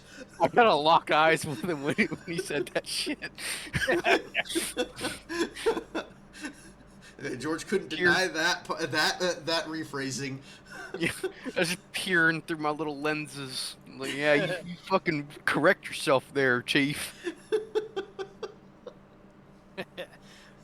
I'll give you one magazine. Tell you what, I'll go just because I want you out of my shop, I'll make the deal, but I'm not giving you ammo for the gun. All right, fuck you. All right, Is that a fuck you with a deal, or is that fuck you with a no deal? No, that's fuck you as I pick up the gun and we walk out. All right, you trade an M16 and a magazine for the 44 caliber Desert Eagle. Or no, it was On him, the magazine was empty. Oh. I think that's what Dad intended. I could have given it to him full, but I didn't specify, so we'll go with empty. I assumed you meant empty. Well, that's good because I was assuming full, but what the hell? Words mean Dungeonmaster things, feel. and we didn't use the proper words. That's right. Vocabulary. All I right. are a Like, college man. gadget mate. All right, we ate up a lot of time. I know where I want to go to next, but for Jeanette's, well, hey, I want to text Jeanette if Why? she doesn't. Oh, Okay. she's back, It's just okay. you didn't. Okay, never mind. Let's So- go to Jeanette so she's not bored out of her skull. All right. I'm falling asleep over here. Okay, we're gonna hop over to Jeanette. So this is actually gonna involve a dungeon. So we will have visual aids for this. Yes, there will be All a right, visual well, aid. I'm gonna go get a dink. Yeah, I'm gonna do the same as well. All right. So- So And we're then gonna we'll talk. watch- We're gonna Yeah. hop over here. Boom. We'll be Okay. back in like 5 or 10. Where the fuck are all my... Oh, wait. No, this is the wrong one. I'm sorry. We're on the upper level. We went the ground floor. Okay. Same stick. God damn it. There we go. That's where we want to be. I was like, where the fuck are all the characters at? Alright, okay, so we're going to hop over here to Morticia. Alright, so in the last episode, Morticia was and again, ladies and gentlemen, my apologies for like the really long-winded mercantilism that literally ate up like an hour and a half. Again, this group of survivors, they're literally filthy fucking rich with loot, so unfortunately mercantilism and a lot of it is going to be involved. So they're probably, the other two are probably going to be spending a lot of time like wheeling and dealing. And we will be going back to them because we have to deal more with their looting. So we'll come back to them at some point. But for now, we're going to sit here with Morticia. All right, so in the last episode, Morticia was denied entry into Motamine because, well, she's a necromancer, and she had an undead puppet with her. Not like a little wooden puppet. A puppet as in, like, it was a corpse that she brought back. She essentially, she brought a corpse back to life, and they didn't want her in the city because of it. So she had to go hide her little corpse puppet that she created. And in the process, this guy dressed up like Ghostface, which, by the way, is essentially a member of the Cult of Scream. There's a bit of a lore behind that. We can get into that later if you want. But a member of the Cult of Scream stabbed Morticia found her behind the rocks and stabbed her in the back with a knife. Her arcane shield absorbed the entire hit, so she didn't take any damage. This threw the Cult of Scream member for a loop. He kind of got shocked a bit by that. Not physically shocked, like emotionally and mentally shocked. He's like, oh fuck, what the hell? And he took off running. Well, Morticia took off chasing after him. Alright, which leads us to this little quirky dungeon. Alright, Morticia, you are chasing after this dude. Give me an athletic plus stamina check. Oh boy. Okay. Let me double check what that will be. Shit. Wow. Nope. Okay, so this guy is not only did he have a head start on getting away from you, Morticia, you are 100% not gaining ground on this guy. Like, you're out in the wide open rocky desert. It's not hard to see where he's going for the most part. It's not like there's a lot of cover for him to hide behind, but on top of that, he's definitely faster than you. I'm over here, like, hyperventilating. Oh I'm my a little god. out of shape. Okay? You're a little out of shape. A little out of shape? I don't do a lot of running. I'm more of a yoga person. Cardio ain't my thing. Alright. So, Morticia, you continue to chase down this Cult of Scream guy. You notice that he runs towards what looks like a large cabin or inn of sorts that happens to be in the middle of it's like on the edge of, I guess, what you could consider a desert-like forested area. It must be some sort of wayward inn that travelers would use on their way into Motamine. Well, this is where this guy's heading. All right, he runs up. You notice from a distance, you stop on top of a hill looking down at the front door. This guy runs up to, and he starts beating and banging on the front door. And he's not being quiet about this. He's shouting, "Let me in! Let me in! She's chasing me, guys! Come on, let me in!" I don't like this guy. Do I kill him? I mean, you're up on top of the hill. He's like a football field. I'd say like 2/3 of a foot. No, like 3/4 of a football field ahead of you. All right, well, I'm still going after him. Then. Okay, so you're like, fuck this shit. I ain't taking a break. I want to chase this motherfucker. All right, so you're running down the hill after him. Before you can get to him, you get kind of like to the. You get to the. I'd say about. We'll say about 40, 45 feet from the dude before the door opens up and he rushes inside and the door slams in front of you, Jeanette. Morticia, I'm sorry, I keep using IRL names. It's all good. Oh, there's. Okay. Boop. He is not there for you anymore. He is inside. Morticia, you should be... Do you see your character, by the way? I do. Okay. You can control your character now if you want. He's inside. He got inside. Your character's at the base of the steps. Okay, I see that. I'm debating on if I want to try and listen or if I want to go on in. Well, that's up to you. There could be some strong danger noodles in there. It could also have buttery themed carrots available. It's also a good thing. I guess I'll be a little sneaky. Is there like a Is there any window way... that- Hey, Jenna, is there any way to improve your mic? You sound, like, far away and fuzzy. Sorry, I'm just attempting to be quiet. Joey's upstairs sleeping. So hang on, let me double check something real quick. I might be able to... Hold Hold on, I can probably improve your volume on Discord. Give me a moment. I can by Wait, no. a limited degree. Alright, try again. Trying. Okay, much better. That's- Much better. We can work with that. There, your volume's been fixed. Alright, go Yay, on. I'm It's your late. turn. Okay, cool. Is there like an obvious sort of like a window situation, something I could kind of listen or peek through? Yeah, 'Cause kind it's of. hard to tell with the map. Okay, so it is hard to tell with this particular map. So there's a window right here. Okay. That's a single pane window, and there's a double Okay. pane window over here. I think we'll go to the side. It'll be kind of off. Trying to hide and peek here a little bit, I guess. Just Alright. to see what I can observe. If there's anybody in there, if there's anything happening with them. Alright, Yeah. well, if you're trying to hide, I need a stealth check. So, Ooh, stealth stealth. plus dexterity. And since they know you're there, you're going to suffer, like, I'm going to give you a -4 penalty. Really? well, Oh, I'm right here. They just alright, want well, chasing. Well, they know you're chasing the dude and you were right behind him. So, I'll be nice and give you a -3 instead of a -4. Rude. What if I don't go to this one? I go to a side window somewhere else? Do I still have a -3? Or what if I just blow through the door? You've already said you wanted to use this window. Yeah, fine, whatever. Okay, fine.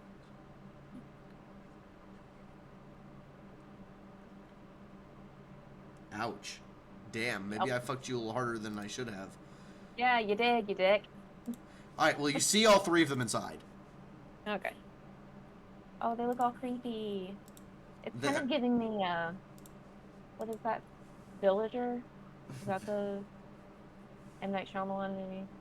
Only they're in black instead of red. Oh, yeah, you're thinking of The Village. So, Yeah. they all are dressed. All three of these individuals are dressed and look exactly like Scream. All right, they look like Ghostface. All three. When you look through the window, one of them look. This guy actually is over here. He's staring at his teammates.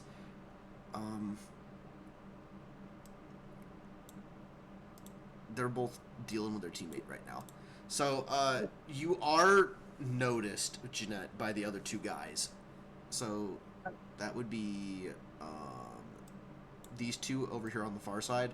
They are looking at you. They're one of them actually points at you. The guy, this guy right here, actually points at you. So they do see. They do. You're just gonna wave at him. Yeah, I'm not gonna be intimidated by these fuckers. He gave me a card. He wanted me to be here. It's fine. You wave at them. All right. You know what? When you wave at them, this guy here who's talking to his buddy stops. He like peers around his buddy, the dude he's talking to that's in front of him, and he just slowly like princess waves back at you. Oh, I love it. Cute. Okay. I'm into this. They're not being quiet, so you can actually hear them. The one dude's panting hard. He's like, I tried to stab her. I really did. You know that one that we saw leave her teammates and go behind the rock? I totally tried to stab her. She's got some sort of force field, though. What am I hearing in the background? George. George, come on. I can hear your YouTube, dude. Dad George. He's like off on his own thing. George. Little Jorge. Jeanette, can you call him, please? I don't need YouTube playing in the background. And until you call him, I'm actually going to mute him. Sorry, guys. Okay. There, he's muted. Yeah, I just don't need my viewers hearing him. Oh, okay.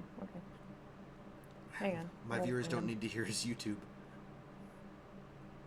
Alright, so anyways, the other two are like, you couldn't even kill one girl? Come on, it's literally just a force field. You just like smack away at it with your dagger. You'll eventually kill her. He's like, she had a corpse with her. Well, why don't you go ask him? Okay, I'm just gonna be kind of like shrugging, like, what's up? Like, what the fuck? Are you trying to talk through the window? I guess. Yeah, I guess it makes sense. If I can hear them, they could hear me. Alright, fair enough. Alright, so you're just asking, like, what are you asking them? Like, what the hell? What's going on with the murdering? I'm also calling George right now, so. They, they all stop, and they, like, the one dude who's panting, he's kind of got his hands on his knees right now. The other two turn and look at you, Morticia. And one of them points at you and goes, you shush, we're not talking to you right now. Wow. I'm offended.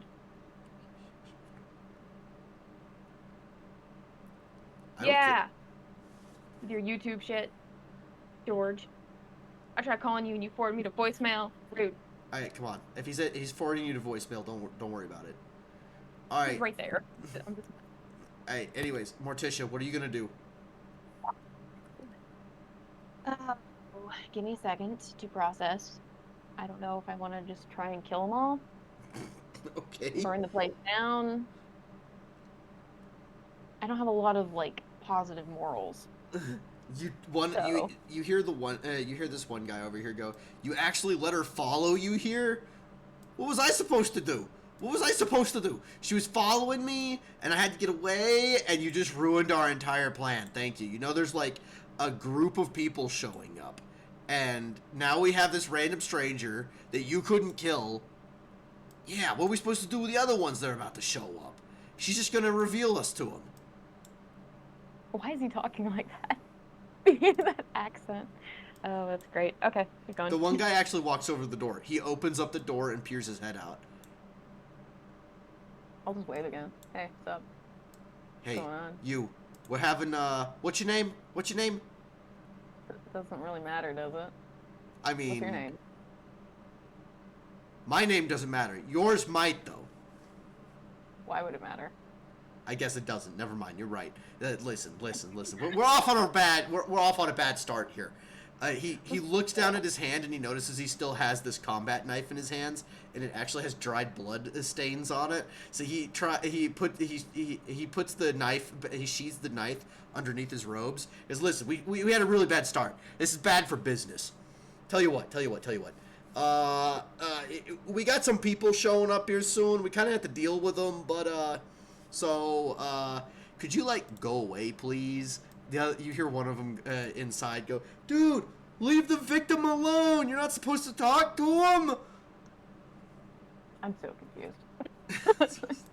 What is this? Is this like a sacrificial thing? Are we luring these people here? Sacrificial thing? No, this ain't sacrificial. Do you know anything about us? No, not really. You've never heard of the Cult of Scream? No. Oh my god. Are you new? Where did they find... She's never heard of the Cult of Scream. Will you shut the door and get back inside? No, she's never heard of the Cult of Scream. Like, do you have any idea how bad this is for our name, for our... okay, you know what? Here, come here. He comes over to you, he grabs you by the hand, and he pulls you inside. Okay.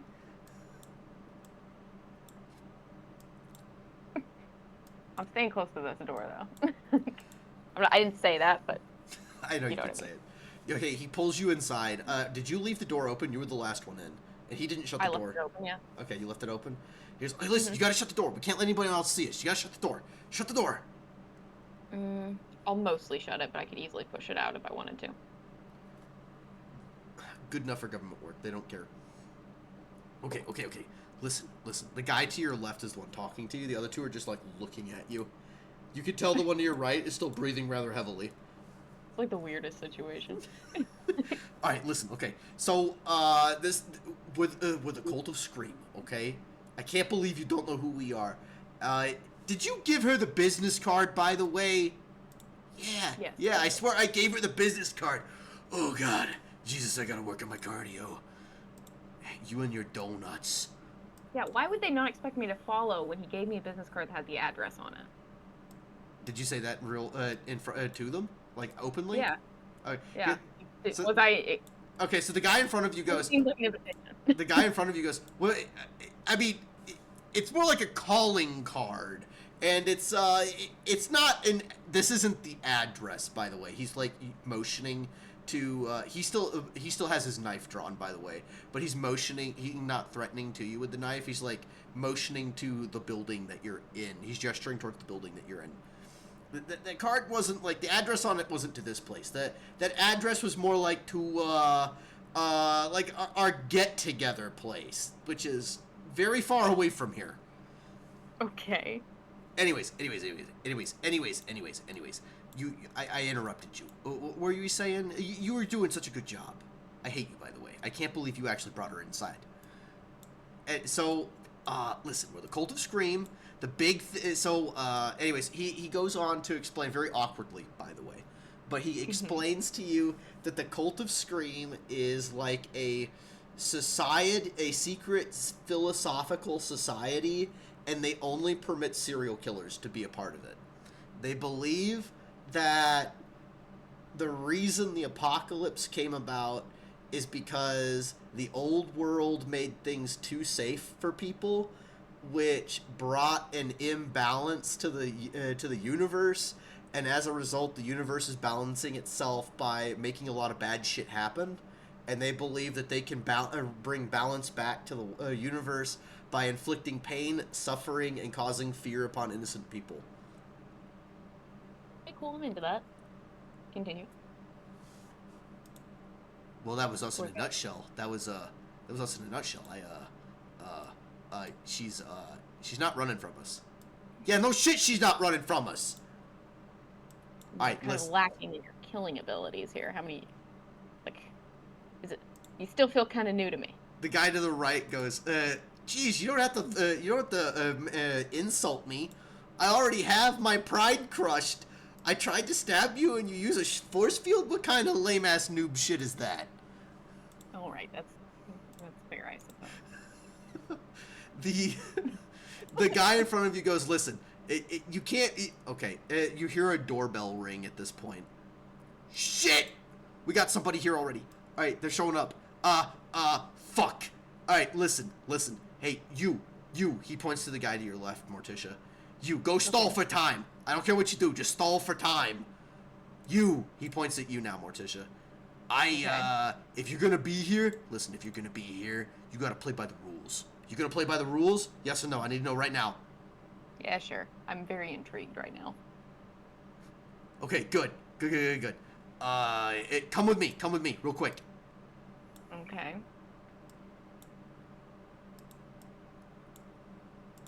The other guy, both of them actually, go up to the door over here. Alright, the guy you're following, Morticia, he enters this room, very beautifully lit.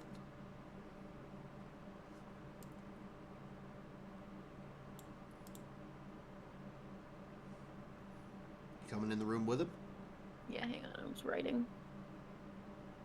Writing? What are you writing? My notes about them. No? Oh, okay, fair enough. He goes, okay, listen. You, he pulled... Oh, actually, no, never mind. He this isn't the room. He takes you over to this room. I'll just make it quicker Thanks. by bringing you in here. So, once he brings you into what looks like a bedroom, it's essentially, it looks like a master bedroom, possibly. It smells horrible in here, and you notice that there's a body tucked up underneath the bed. Rather poorly, by the way. He opens up the chest that's off to your left, and he pulls out a matching set of robes that look like a ghost face robe, with a mask and a combat knife. Alright. He hands it to you. He says, if you're going to do this, you're going to play the part. Put it on. Okay. Alright, so at the current moment, you're dressed to look like a ghost face. Fuck, I always click the wrong button. There we go. You're dressed to look like Ghostface right now. You take the combat knife as well. He tells you, listen, I don't care if you got firearms hidden up under your robes. I don't care if you can summon the very gates of hell or cast magic, or if my buddy's right, I don't care if you can summon the dead. You are forbidden from using that when you're working with us. The only thing, and I mean this, the only thing you're allowed to use is that knife. Is there a reason for this? Like, what's the He reason? explains to you that according to the laws of horror, which he then proceeds to tell you that according to the holy movies called the Scream films, the laws of horror, which dictate the most efficient means of scaring people, states that a knife is the scariest thing to inflict harm upon a human being, and thus has the highest fear factor. So does that mean if these people who are coming here start fornicating, we can kill them? That's also like he puts a people palm to his head. Listen, we could go over the rules of horror films later. That doesn't matter. Okay? All right. That doesn't matter. He starts hemming and hawing and telling you that sometimes the laws of horror can be a little wishy-washy. We can be a little nitpicky sometimes, or selective maybe. But you're only going to use the knife. All right. He then proceeds to tell you that if for whatever reason you are killed or feign death, then you get one shot with a pistol. Do you have a pistol on you? If I'm killed, I get a shot with a pistol? Or, like, feign death, killed. He puts that up in he follows that up with quotations. Oh, okay, I got you. Yeah, sure. We're good. You got a pistol on you? No, do I? I don't know, actually. Hang on. Bear with me. Oh, D&D God. Yes, I am the one above the dice. I am the D&D God. You will bow before me. I have a taste pistol. He scratches his head. That's non-lethal. That's not exactly scary. Okay, well, I can suck the life force out of them. Does that count? No magic! Alright, fine. Okay, well then I guess no, I don't have a pistol. You better not die then. I won't die. It's fine. Okay, fair enough. Alright, so, you go hide somewhere, and you watch the other two do their dirty jobs. Alright? We're gonna let you, watch. This is a deep honor. Okay, I want you to know that. You fuck this up, I'm gonna be the first to put a knife to your throat. Oh, I'm big into voyeurism, so let's do this. What? Come on, you like it. Oh my god. Kind of hang out in this tucked away chair area. Is that okay? Yeah, that's fine. There's no window into the room, unfortunately, but you can Yeah, go... but I could at least. Or should I go outside? That's up to you. He says you can go watch. He tells you can go outside, or you can just go in the room where the other two are, and they'll give you further instructions. It's really up to you. Oh, well, I'll just go in the room. We're over here now. So I imagine since those two went to that door, the knock happened at that door up top, right? Not the one that I came through originally. Yes, correct.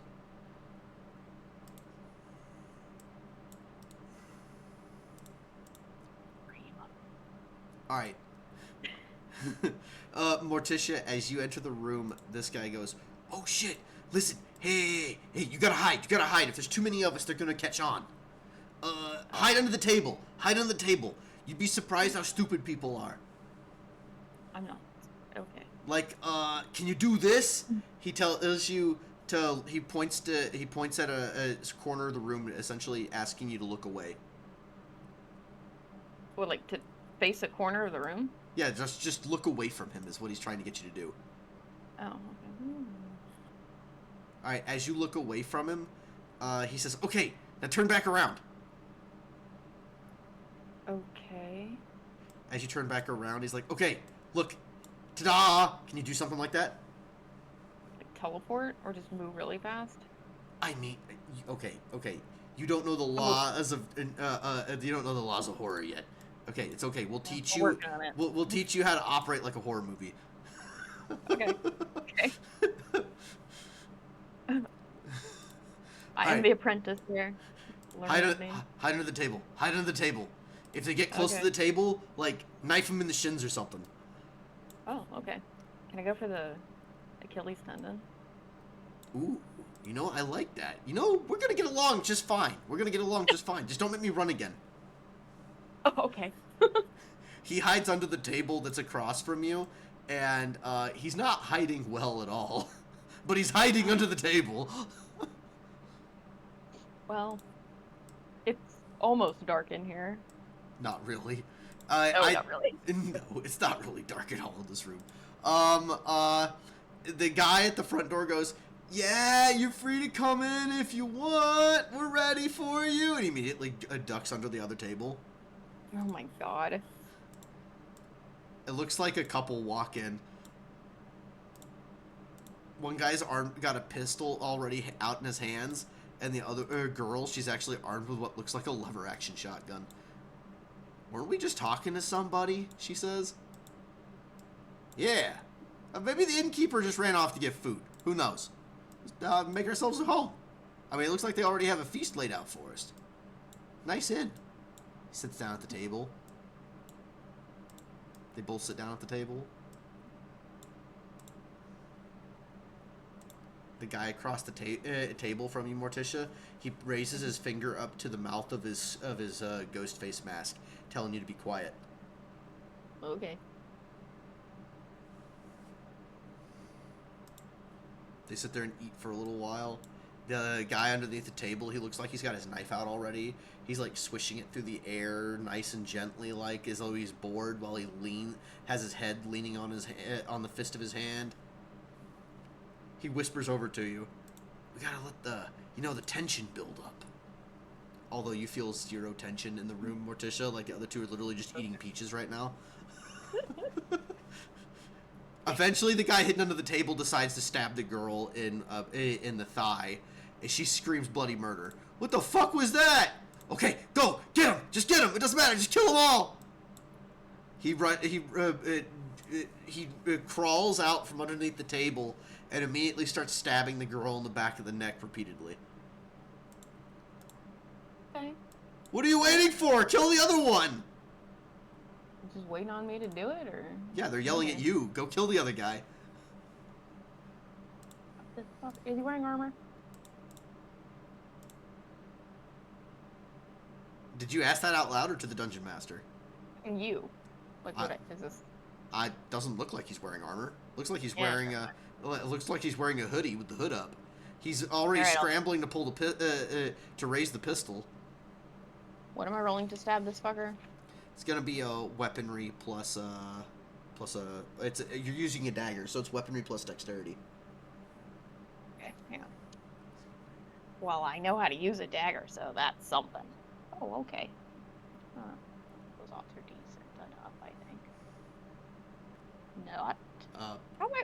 Okay, this is bullshit. I'm saying roll 20 is fucked up. Really? Really? Is George done watching YouTube, by the way, so I can unmute him? I don't hear anything. Okay, good. I'll unmute him. I'll be nice. Alright, George, you're not muted anymore. Okay. I'm sorry, I had to mute you, man. Your YouTube was playing in the background. Right, I thought sorry. Embrace it. It's okay. Alright, Morticia, you run up to this guy, and you rush to stab him, and he grabs your wrist. He puts the pistol to your gut, and he pulls the trigger repeatedly. Oh. Well, I would like to fight back. Well, you gotta give me a moment. Oh. Oh, that's bullshit. He got 3 successes on you with a 9mm. Come on now, that's only 6 damage. Which you absorb all of that, by the way. Yeah, I was gonna say that. He pops like 4 rounds into your gut. Your shield absorbs every round. Well, 3 of the 4 rounds ricochet off the shield. The 4th one does kind of like bounce through the shield almost, but not enough to actually injure you because it does 2 damage a success. You just absorb 5 of it. What your natural damage threshold is? What, 2? I have 3, and the ring gives me a +5. Yeah. Okay. Like you take no damage. You're fine. Thank God. All right, Morticia. The other dude's like the girl's dead. She's like bleeding out, sitting in the chair. The one dude rushes over the table, and trips over the chair. He is now prone. You know, I can't sigh too much. I just fucked up stabbing a bitch, so. The other guy's right behind you. He's like, "Don't worry. If you die, I'll kill him." Okay. Can I stab him again? Yeah, you go ahead and stab him again if you want. Okay. Fingers crossed. Give me something decent. Okay. Thank you. All right, this time you end up, you essentially knee him in the nuts, and he doubles over, which causes him to let go of your wrist, and then you bring the knife down on his back, and you kill him. Yay! Murder. Congratulations, you murdered an innocent who tried to defend himself, and your newfound friends murdered his woman. Woo! It's fine. But I'm a little upset I don't have a kill count. Alright, this guy stands back up. He brushes his robes off. Alright, see, me tripping was all part of the plan. It got his attention so you could do what you did. I appreciate a good distraction. Oh, good. See, we're all on the same page now. We usually operate alone, though. So, tell you what. We're going to go into the next room, and we're going to grab some whiskeys. You do the job. You do the job. I think you've graduated from training. I think you got this. What's the job? You'll figure it out. What?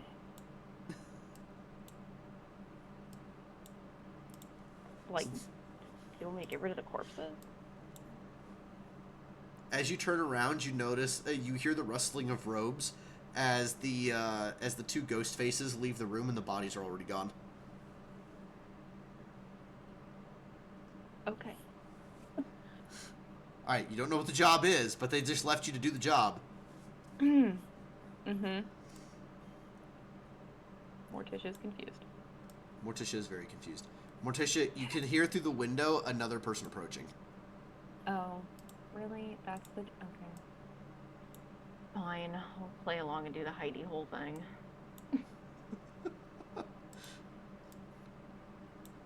On the bright side, you're giving the ghost faces a break. I don't mind a good death. Kind of nice not playing a good character. Alright, this guy comes walking up. He's got a fat-ass rucksack and what looks like a a Winchester rifle in his hands. You notice through the windows, though, Morticia, there's a lot of stained blood actually in the backyard. Are these, like, people walking up here really not, like, concerned by that or not noticing it? That's a question rolling around in your head right now. Yeah, isn't it like midday right now? It's Fuck. like early evening. It's still light out though. Enough. The guy knocks Okay. on the door. Hey, is anyone there? Hello? Come on in. Okay. He just opens up the door. Where the fuck is everybody?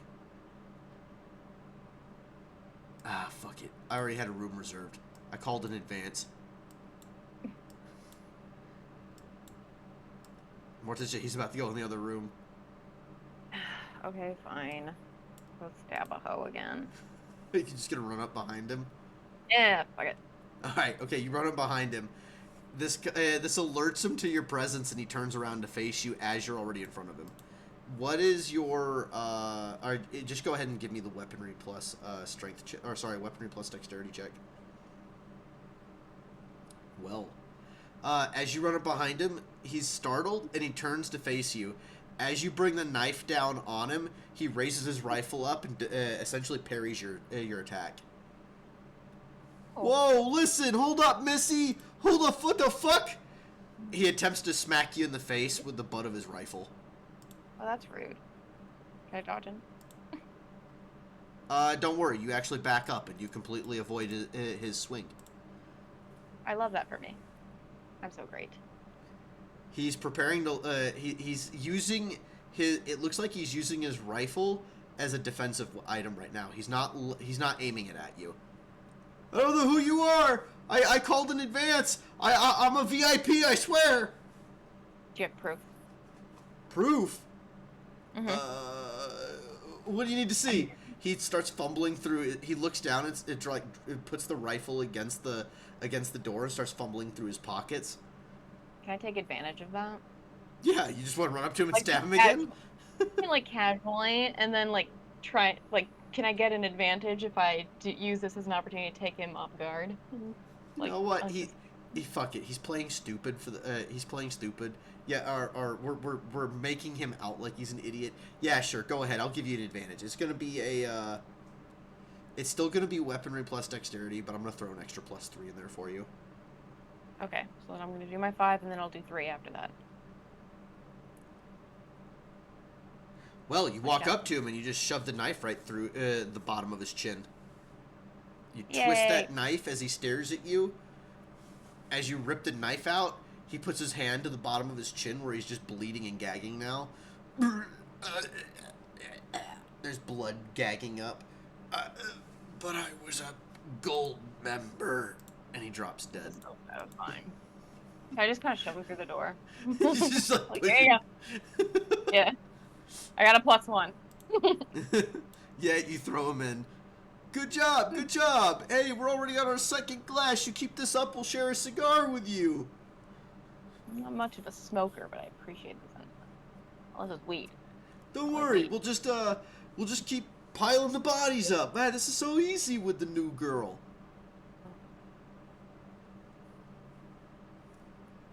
Do I get to keep any corpses? Oh, you never asked. You already shoved it through the door. You want to actually peer your head through and ask him? Yeah. Like, can I keep any of these corpses? Like, what are we doing with these? What I do need you some info. What do you mean? What do you do with them? Like, they're there. They're corpses. We killed them. Yeah, but you don't like eat them, bury them, resurrect them, Jesus. leave them there. Jesus. Do you hear this shit? He turns to face the other guy for a little bit. Oh my god, if I can actually grab it. Jesus. Do you hear this shit? She thinks we're uncivilized. Yeah, what do we look like? Barbarians? We're civilized gentlemen. And ladies. We print ladies too, obviously. No, we just like, I don't know, leave them for the loved ones to find. Yeah, and we don't eat them. I was just asking. I mean, what? Some people do, you know. Are you gonna eat him? No, I'm not into that. I don't know. You sound like you are. I don't really eat a lot of meat. What They don't about? taste good. They taste too much like pig. It's just not for me. I mean, if you cook them up long enough, they taste like leather. What did you Ew. say? Nothing. Nothing. I didn't say nothing. I didn't say nothing. So, like, do you own this inn? Is this a temporary situation? Nah. The whole family that owned this inn, we shoved them in the outhouse out back. Oh, that's where the blood's there. Okay. Makes sense. Cool. Yeah, you keep doing you. You keep doing you. Here in a couple minutes, we're probably gonna leave, so it's just gonna be you. Don't worry though. We ain't gonna go far. We're gonna like go over the hill and up in yonder way. We'll come back and check up on your work in a bit. Okay. Don't worry. What? If you start getting a whole crowd of people, you're gonna have to get a little fancy about how you deal with them. Just remember, act like it's a horror movie, and you'll already master the basics. What are your expectations here? Oh, we don't have expectations. Like, we don't really have standards. So is the goal to just kill as many people as you can to try and turn the world around? No. You don't just kill everybody, okay? You don't just kill everybody. You've always got to leave at least one survivor to tell the tale. Yeah. Otherwise, you can't have, like a sequel.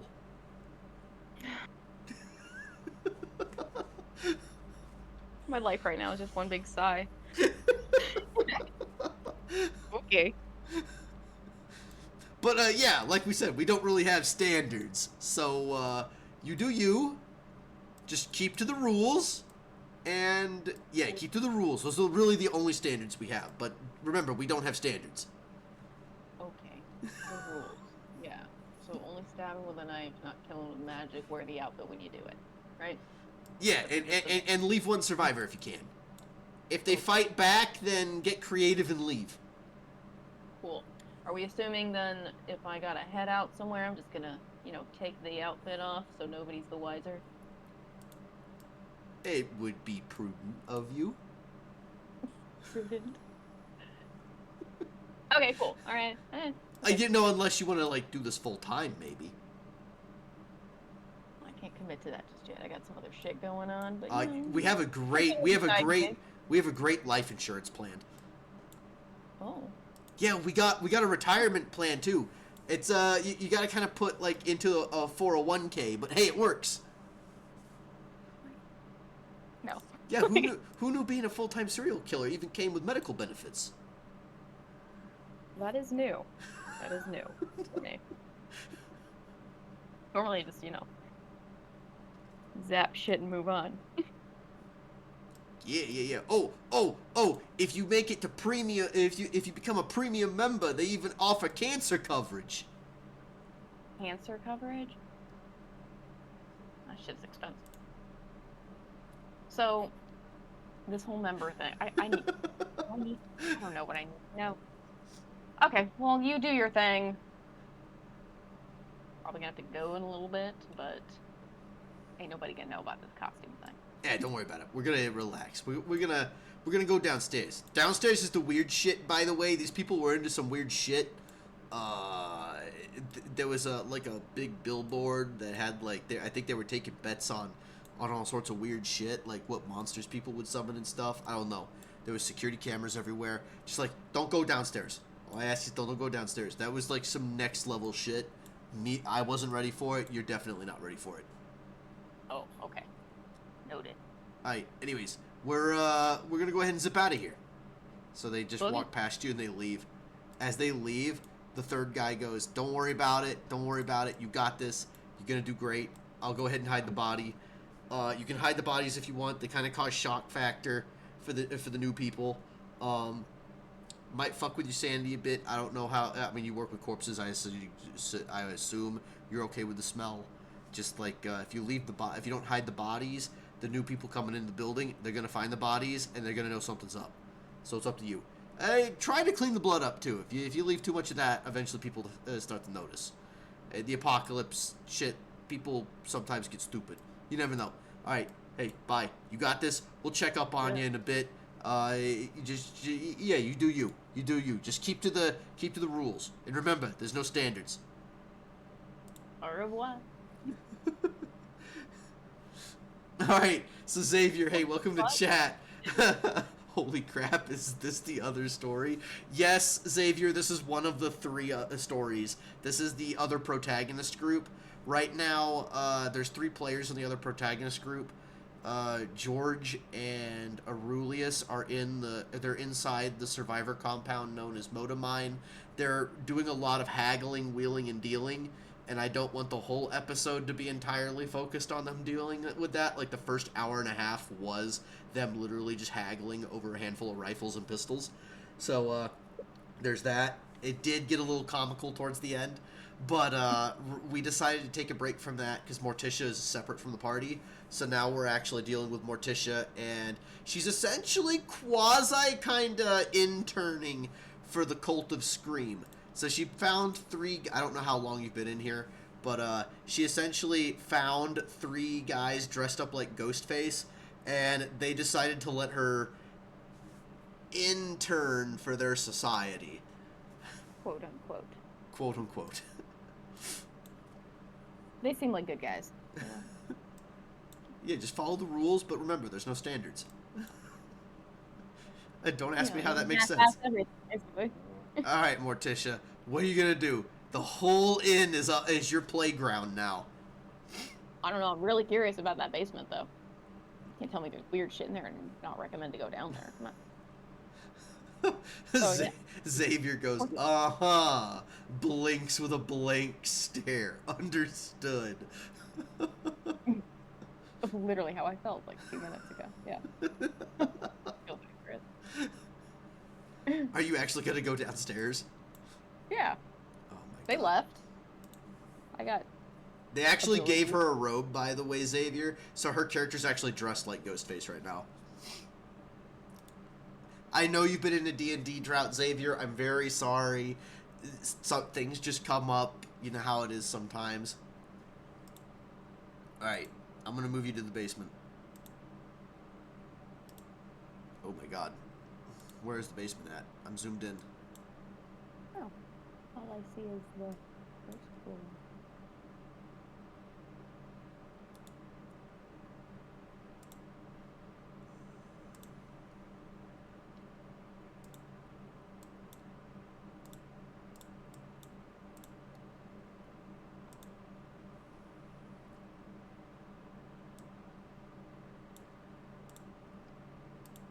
Here you go, Morticia. Yay. Is this it? Just a teeny tiny little... Okay.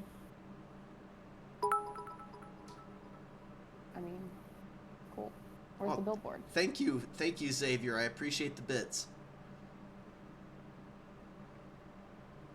I'm sorry, what, Jeanette? So this is it? Where's the billboard? Yeah, you walk downstairs, and it's a dark, damp place that smells really fucking bad. It looks like there's a couple boxes that have been broken open. One of them has fish in it. Not dried fish either, like legitimate fish. That's worse than the corpses. The only thing of real note is that there's a that looks like a desk off to the side with some papers on it. Okay, well, I guess I'll look at these papers then. Whatever, we're gonna do this. You know what I mean. Yeah. Let's What they be rotate saying? these so that makes sense. Alright, as you look at the papers, the first paper actually has an elaborate summoning circle drawn on it. Ooh, I'm keeping that. Alright, keep that in your inventory. As you put one away, the rest of the others have what looks like several... there are a handful of loose leaf pages. They're written in High English. Loose leaf papers with High English. Okay. Oh God, my spell of hopeless is wrong. What languages does your character speak? French and English. Pretty sure that's it. Okay, High English you can understand, and reading High English, as far as writing, it literally is just in cursive. So your character would probably be able to. Let's see. Someone with 0 knowledge of cursive, would you? I don't. You might have difficulty reading it. You could study it for a bit and probably ascertain what it's saying. I would imagine, but Is it safe just because people aren't typing though? I feel like what? a lot of people write in cursive though. Like typing's not going to be a common thing in this like realm, right? Oh, common is literally people writing in print. That's what common English is. So people would be writing in print if they're literate at all. Oh, okay. High English is written in cursive. Okay. So if you're a fancy bitch, got it. Yeah. I mean, if someone speaks High English to you, you can understand it. It's just gonna sound funny, if that makes any sense. Like, think someone speaking the Queen's English. Okay. That's what High English would sound like if someone was speaking to you. So you'll understand them. It's just gonna sound funny. But as far as writing it, it's written in cursive. So Okay. your character would have to roll really fucking well. You could technically translate it with the languages you know. It's just gonna take you a bit. Oh, George disappeared. Okay. No, George is gone. Alright, you gonna do anything else? No, I think that's it for now. I'll worry about translating it later. Alright. You hear a knock on the door upstairs. I'm gonna ignore it for now. You're gonna ignore it. Okay, fine. Do you want to look around anymore, or are you done with the basement? I think I'm done with the basement. Okay. Before we continue too much more with you, Aurelius, are you still with us? George says, internet is being janky. Give me a moment. He'll be back on. No! Aurelius, are you still with us?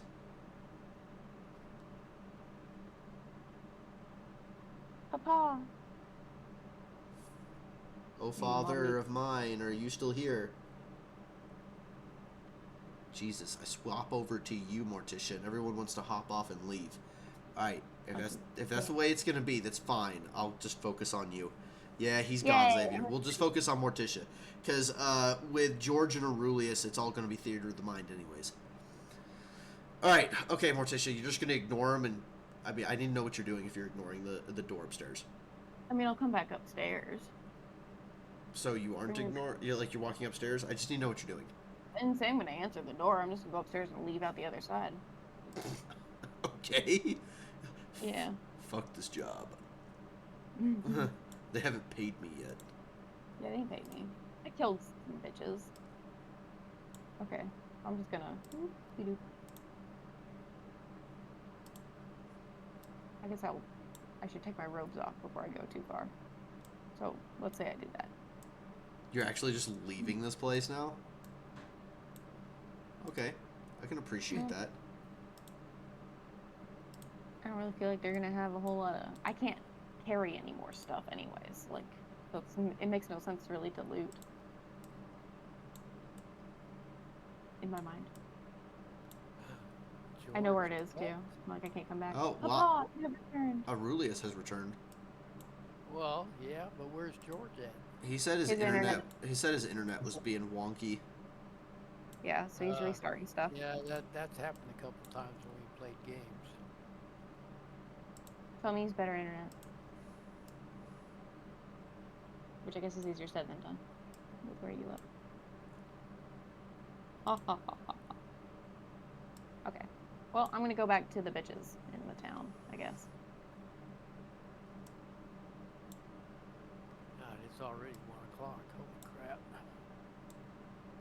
We did have a really late start. Yeah. Okay. Morticia, go ahead. Oh, really? Go ahead with what? I told you what I was gonna do. Well, I need you to move your character. I did, though. Oh, I moved you back because I had to do things. You teleported your character. Yeah, because I thought you were done. Okay. I would assume the guy's not inside the door because nobody told him to come in, right? No, you don't see anyone in the building. Cool. I'm gonna get the fuck out of here. As you open the door, Move your Okay. character. Thank you for moving your character back for me. Mhm. Are you still in your your ghost face robes? No, I said I took it off. Okay, let me take your disguise off then. As you open up the door, woman that looks to be almost 40 years old, doesn't seem shocked at all. Oh, hey, you one of the tenants, or you one of the new man? Is this place under new management? Yes, I believe it is. She's got two men in trench coats behind her. They look like they're almost in uniform, and they're both armed with double-barrel shotguns. You wouldn't mind if we wait on a business client, would you? No, I don't mind. Would you excuse us then? She gestures as though she's asking for you to move out of the way. I'm gonna sit this way and kind of angle where they won't be seeing no. It won't be easy for them to see like any blood, like off the hand, you know. She immediately Okay. leaves and she just sits down in the chair. Cool. Come on, man. Wait until you get those guys in here. I'm just gonna walk out and be like, someone will be with you in a bit, I'm sure. Just okay. And I'm just gonna haul ass and leave. Oh my god. She's just gonna haul us and leave the place? Like, I'm out of here. Alright, as you're leaving the building and running up the hill to get away from the place, you are tripped and you fall flat on your face. Why? It's mean. you don't take any damage, but as you're brushing the dust off your robes and standing back up, you're surrounded by 3 ghost faces. So, someone wanted to run. And here I thought you had promise. You had no standards. We talked about this. She is right. You did say there were no standards, says one of them. I did feel You shut up. We still got rules. This was not clarified to me. You're supposed to go frighten them, damn it. Well, I'm sure they're going to be frightened. Don't you worry. Oh, they will if you left the body in the damn room. But that's not going to course. frighten them enough. You got to kill them. Kill them sure? good. Go back there. The ghost face that seems to be in charge points back at the building. Says, "Now you go back there and you do your job." But I'm feeling all defiant. Come on, I did my chop chop. No, you didn't. We saw them walk in. Are you saying you killed all 3 of them that quickly, huh? They'll die of fright. Ha. You know, messing with your prey first. What's going on here? Oh, the one guy, the one ghost face, the slightly chubbier one goes, "Oh, it's part of the game she's playing. She wants to, boss, frighten them a bit. They'll find the body eventually. They'll all freak out. She's gonna let them live." Devil. What was that? Oh, let's not go too crazy. What did you say? I said I want them to. They'll be all freaked out, panicking, running around. They didn't really look that brave, let's be honest. Yeah, see, she's got a plan, boss. She's got a plan. She can do this. We'll see. Don't you run too far now. And you're kind of far away from the building. Never mind. I'm gonna let you do your thing. So they sit back. They scurry away back inside their bushes. All right, Morticia, what are you doing now?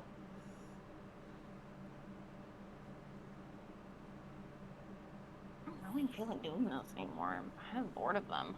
I guess I'll feign that I'm being all sneaky and creepy and hiding around or something. There's 3 of them. All right. Tell you what, you're sneaking around the building right now, right? Mm-hmm. Okay, fuck it. Let's speed this thing up a little bit since you want to go. It never fails. Players always do what the dungeon master doesn't want. Let's let's incorporate these guys. We'll incorporate these 2 dudes.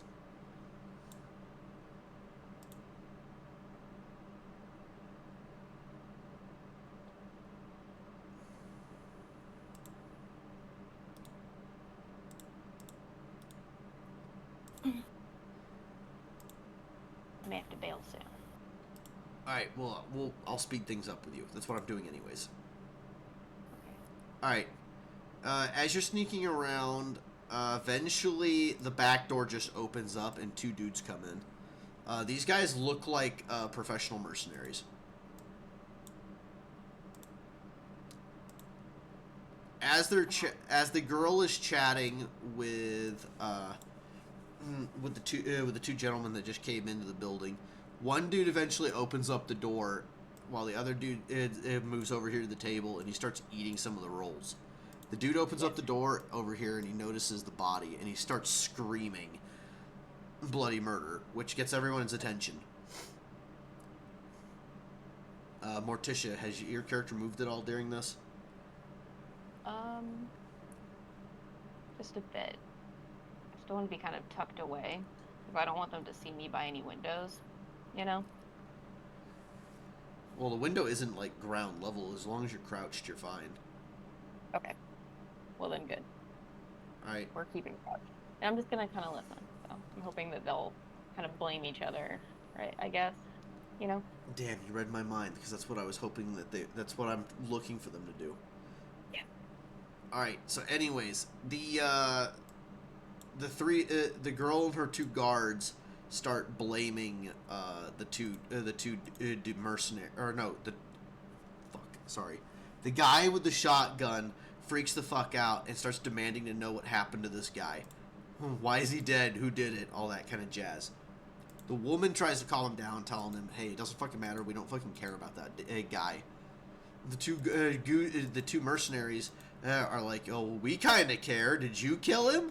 There wasn't supposed to be any bloodshed. This is a business meeting, after all."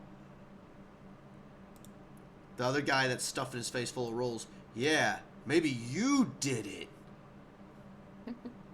The guy, this particular dude right here, he's armed with like with a revolver. He just turns, faces the dude, points a pistol, and shoots at him. He's dead. Yeah. Anybody else want to blame us for anything? Alright, let's go ahead and roll dice and see what happens. Are you moving your character at all, by the way, or am I just like turning this into a cutscene? Oh, I guess I could just leave then. We don't have to have this as a cutscene. I mean, if you leave, the ghost faces are going to catch you, Jeanette. Okay. Well then, in that case, no. I'm gonna hang out and I'm gonna pretend that this is a part of my ingenious plan. Okay. Alright, well, let's just roll and see what happens. There's 1, 2, 3, there's 4 of these dudes. Let's just roll a d4. Let's just roll 4 dice. Okay. Blam, blam, blam. Alright, they all go into a Mexican standoff, draw their guns, and start blasting at each other. Good. Okay, you know what, Xavier? I'm okay with this. I'm okay with this. Let's see what happens. Ah! Alright, so Xavier said roll a d10. If it's an 8 or above, one of the people will shoot themselves out of despair. No, I've rolled a 4. So that doesn't happen. That's it. I love the idea, Xavier, but that didn't happen. Alright. It was worth a try. Totally worth a try. They do... CC's demanding that I roll it again. Fuck it. Let's see what happens. Oh my god. Ah.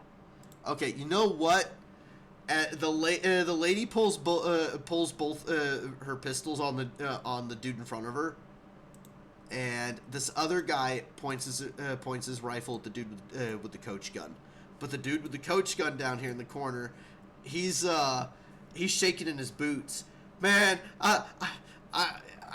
we fought those goons going over the mountains. We fought those fucking zombies going through the ruins. Man, all I wanted to do was get back home to my wife, only to find out that raiders butchered her. Man, fuck this world, man. I can't handle it no more. He puts the double-barrel shotgun in his mouth and pulls the trigger, blows his own brains out. He's gone. It's a bit extreme. Okay. Now she's pointing both her pistol. Now she's pointing one pistol at each of these guys. And they're both pointing their guns at her. You gonna intervene in any way, Morticia? Let them kill each other, I don't care. Okay. Well, I already pulled 2 9s. So, how do we want to roll? You know what? Let's just re-roll. Let's re-roll dice. Okay. Well, off rip, the girl puts a bullet in this dude's nutsack. He drops to the ground bleeding to death. Bloody balls. The other guy clips her in the shoulder with his rifle, only for her to turn.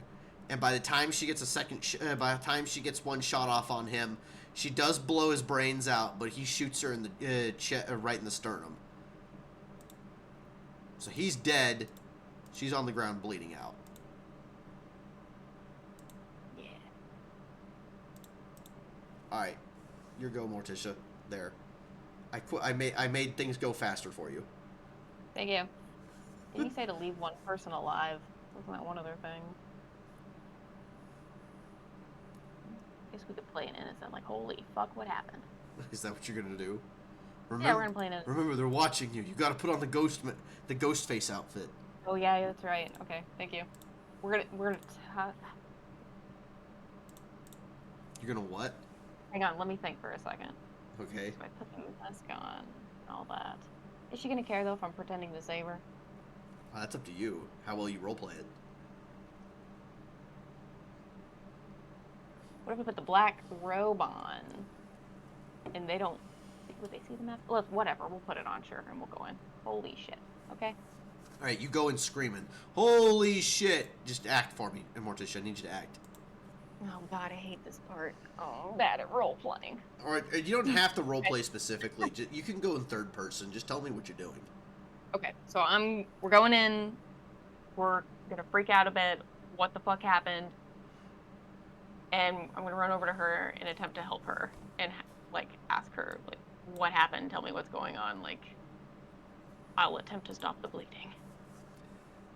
Are you gonna attempt to stop the bleeding, or are you gonna quotationally attempt to stop the bleeding? No, I'll actually attempt to stop it. All right, give me You need it to look real. What's the highest of your skills, survival or medicine? Hold, please.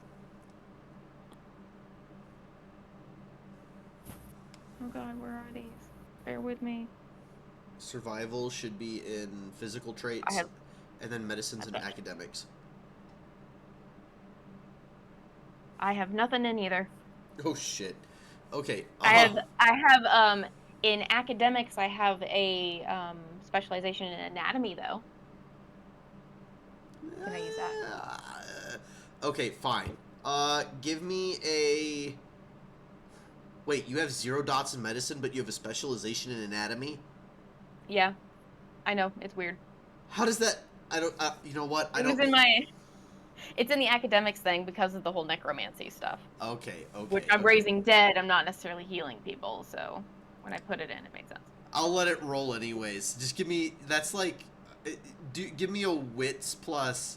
I mean, you're. Fuck it. Give me a wits plus. A wits plus 1. That's what we'll do.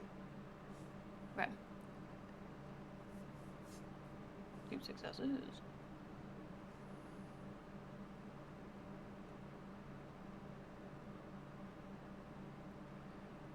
Successes. Okay. Well, you do know that by where she's been shot in the sternum. Her rib cage is probably split open for the most part at this point. No. Based on the gunshot wound, you can tell that she was probably hit by a high caliber round. So there's almost certainly a nice big hole in her back if you were to roll her over. Okay. You know that you can't apply pressure to this or stop the bleeding. You could probably stop her lungs from collapsing if you had the right equipment, but you're not going to be able to stop the bleeding. So she's essentially dead. She's just looking up at you with big eyes. Please, please save me. Save me. She's grasping at your black robes at the moment. Okay. I don't really have much that can... Hang on, let me look at my medical. I have Viagra. She's coughing up blood. We just wanted... She rolls her head over and dies. I had a compression bandage. You want to apply it to her? I mean, you said she already died.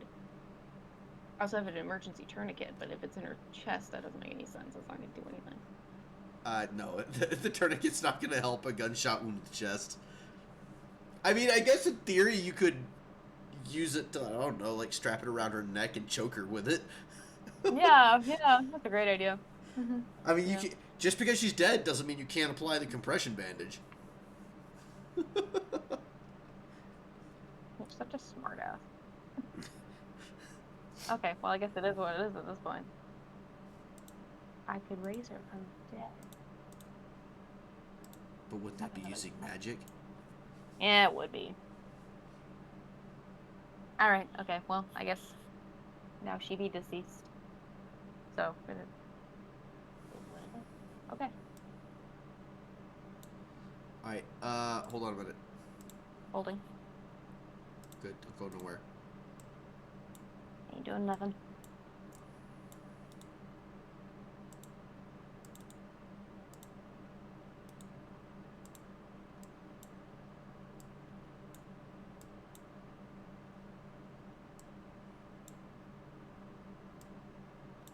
Alright, Morticia, go ahead, do your thing. Okay. I mean, I feel like I'm kind of just done here. Are you just gonna leave that? You saying it like that makes me question everything. I'm the dungeon master, I'm supposed to do that. I hate that shit. I don't know. Before I go, I'll rummage and see if she has anything important on her first. She seemed kind of like she was a little more in charge of the other two. Okay, give me a D10.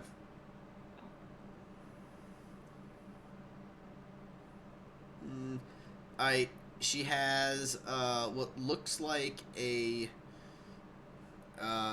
simple silver chain around her neck with a pair of gold rings hanging from it.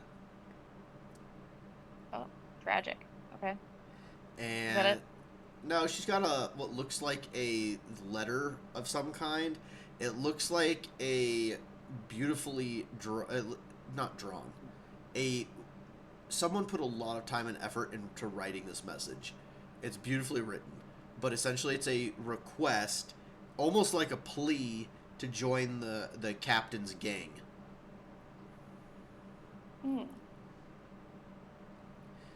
You've heard the name before. That's a group of slavers. So the captain leads a small warband of slavers that has, at least as of the current moment, appears to be working for Warlord Bleeding Heart. Join Slavers gang, I guess. I'm gonna keep this note.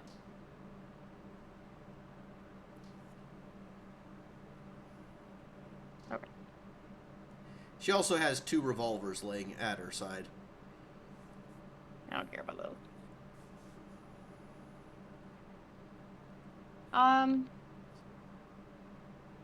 The necklace with the 2 rings doesn't really weigh anything, right? Like, not really. Nah, I'm not. Don't worry about it. It's like negligible. It's like 0.01 pounds. Okay, yeah, then I'll nab that. In the note. The note has no weight to it.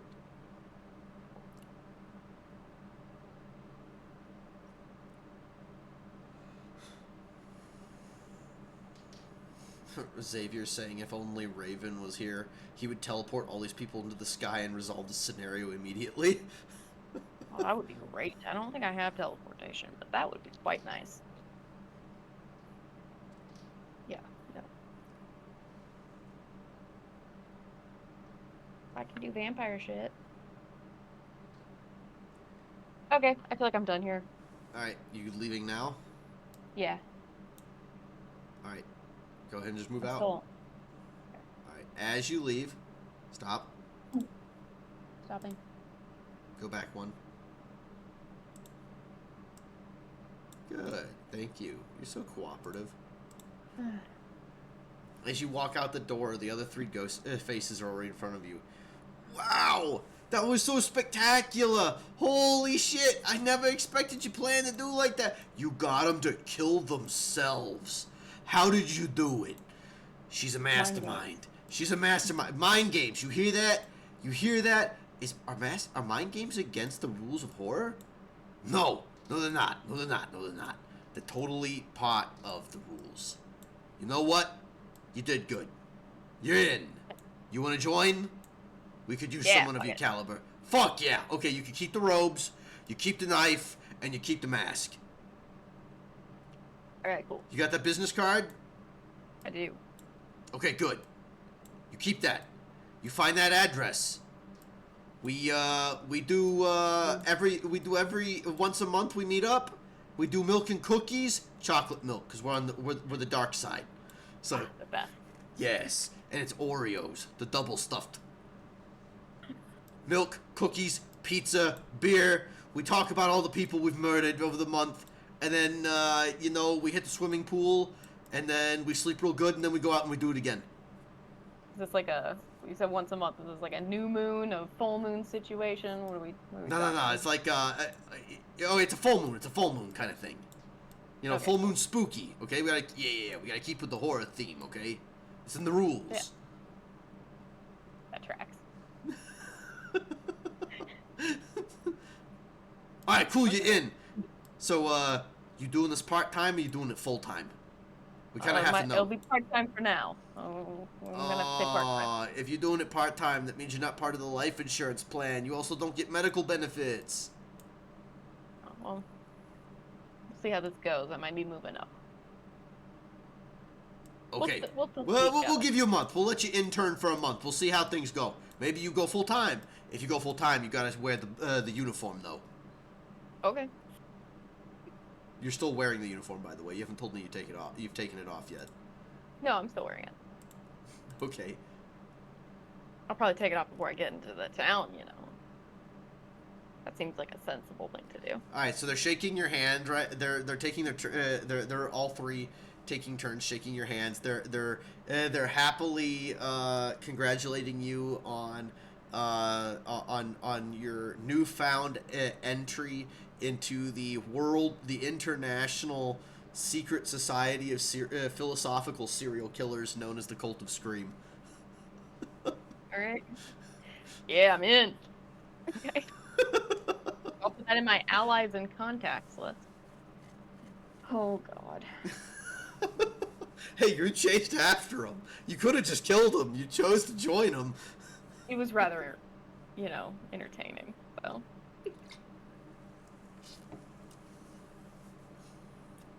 Okay. All right, they let you leave now. You don't have to worry about them causing you problems anymore. You can go. Okay, cool. All right. I'll head back towards town, but we'll disrobe and be my normal clothes as I'm heading back. All right. Let me take your disguise off now. Since you're going back to town, I'm gonna transition back to Aurelius, and that means we're going back to Theater of the Mind. Yay! Back to the dark screen. Sorry, guys. Oh, wait a minute. I don't want to move the whole thing. I just want to move this group. What? Back over. George, are you back? Yeah, I've been here. Yay, it's George. Yay. Okay. So, we're back to you guys. Yes, guys, I know it's a black screen with nothing on it. That's because we're doing Theater of the Mind. There's no dungeon for this. That's also because Roll20 does not provide me the materials I need to actually create a map of Motamine. It can't be done. I'm sorry. Not without me spending 4 to 9 months working on building an elaborate dungeon that it's just not worth it. So we're just gonna do Theater of the Mind for this. All right. SpongeBob imagination. Okay, Aurelius, George, you're done dealing with the arms dealer. What are you doing now? Ammo. Yeah, I'm gonna say ammo would probably be the quickest and the next one. All right, so you're going to the munitions dealer. All right. Yeah. You both wander on into the munitions dealer. Aurelius, can you give me an investigation plus wits check? And since you have combat awareness, right? Let me see.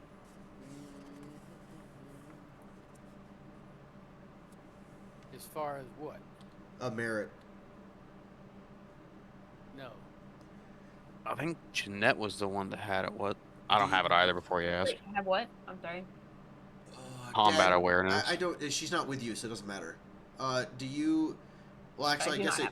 No, she doesn't have it. Okay. Do you have combat awareness as a specialization then?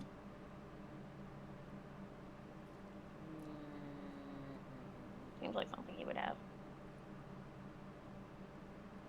Let's see. Or danger sense? Do you have danger sense? Well, let's see.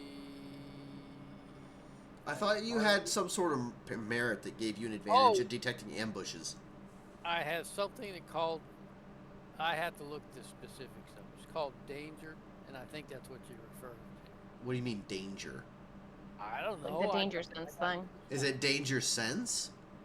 That's what I'm trying to look up, buddy. Because if it's just Merit. danger, guess what? Danger doesn't help you, it hurts you. Danger 2-star.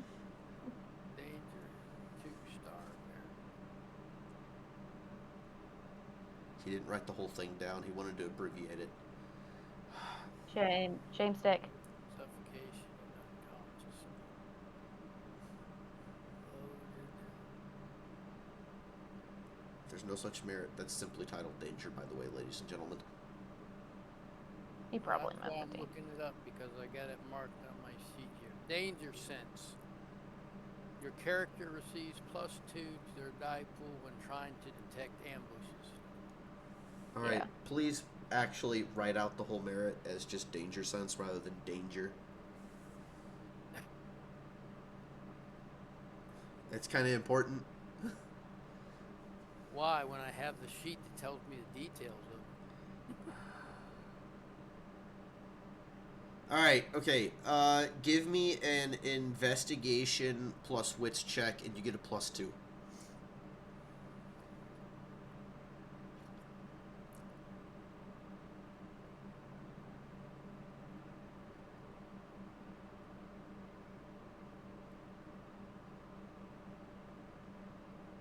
Wow.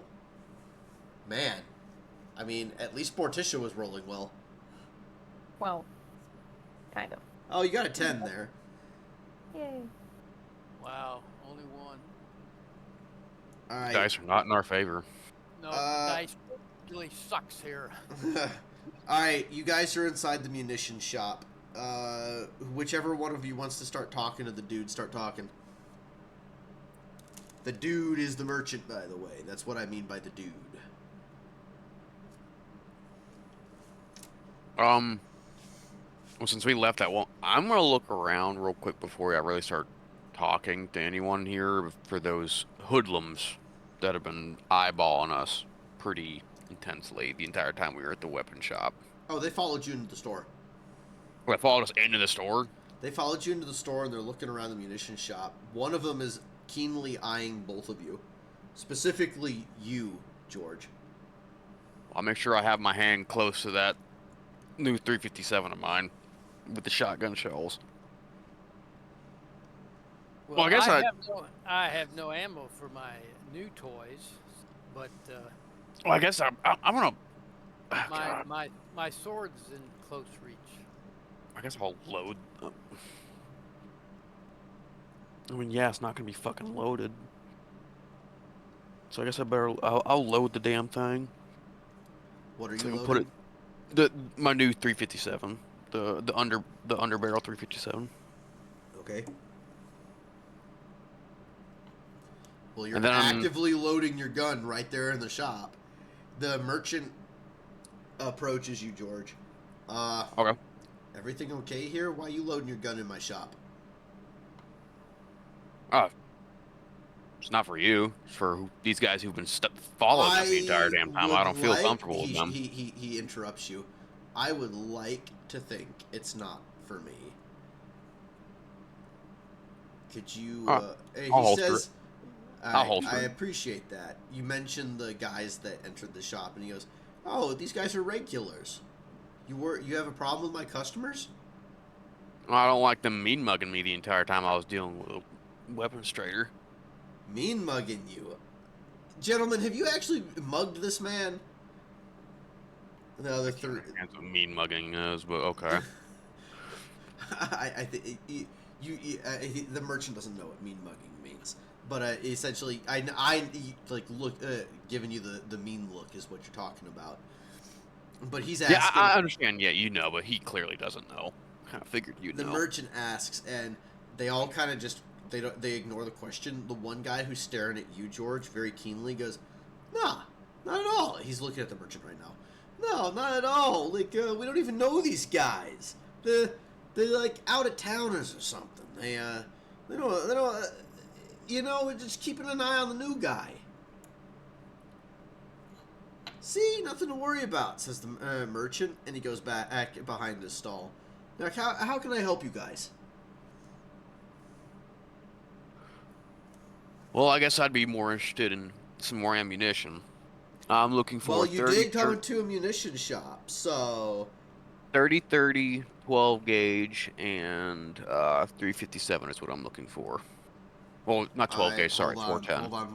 One of my viewers wants to go to bed, but they asked me to roll a d20 for their to see how well they're gonna sleep. Ah, CC, you got a 2. Sorry, yeah, I don't think you're gonna sleep very well tonight. Good luck with that. You might not get any sleep Insomnia. tonight. With a 2, I think the dice gods are telling you to stay awake. You're not supposed to go to sleep. Hopefully you don't get sleep paralysis, because that's kind of daunting. Good night, CC, though. Thanks for hanging out. Alright, you. George, continue. But I'm looking for I'm wanting some 357, some 30, and 410 shells. Says, well, I got all of that. How much do you want? I'm gonna offload some equipment that I'm no longer needing, so I place down. First of all, I'd like to know what ammunition, what caliber are you trying to buy? Like, I know you literally mentioned like 8 or something like that. I said 30, I said 410, and I said 357. Okay. And now what are you putting on the table to trade for? Probably this, where they go. So I'm placing down 3 las rifle batteries and 5 las pistol batteries, because I ain't using this shit anymore.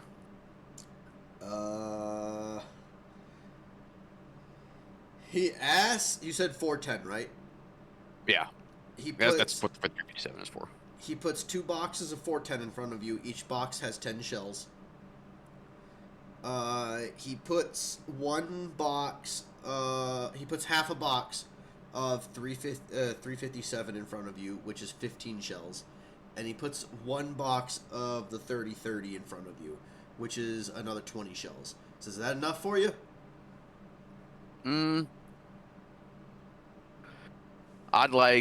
Personally, I would like a full box of 357 and then another box of 30. Roll a persuasion plus manipulation. I got persuasion. Okay, so see how these dice go. Not been doing very well for me tonight. I got 1 success. Woo. He says he'll happily do it for you, but he'd like a little more. Do you have like anything else you're willing to trade him?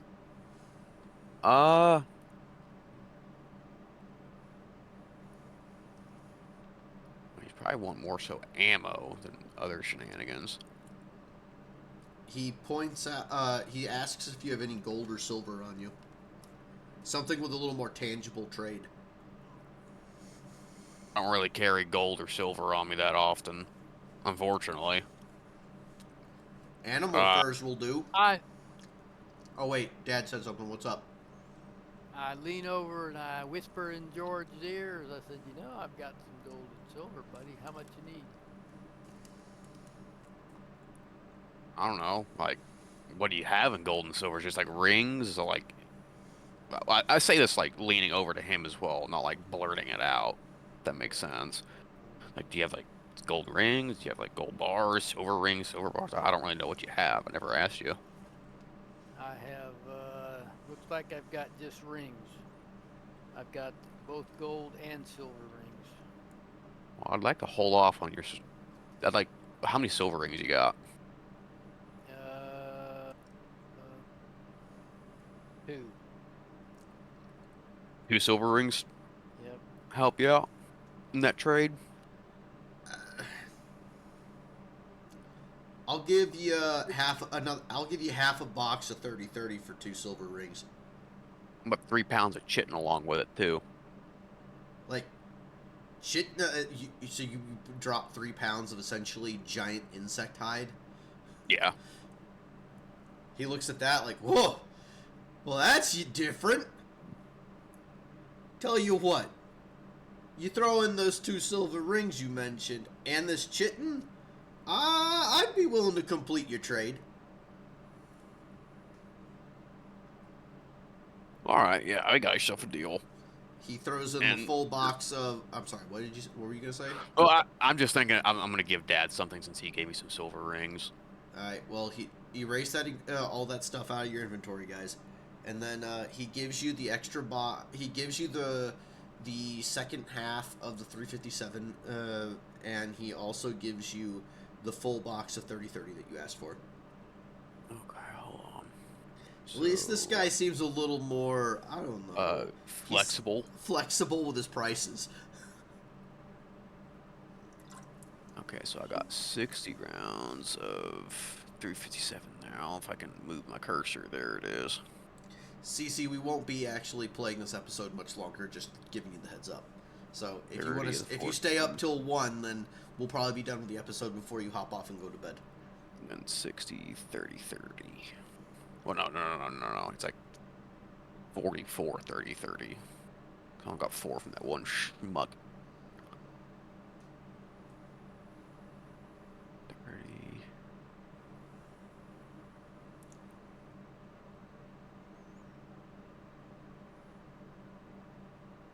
Okay, got that annotated.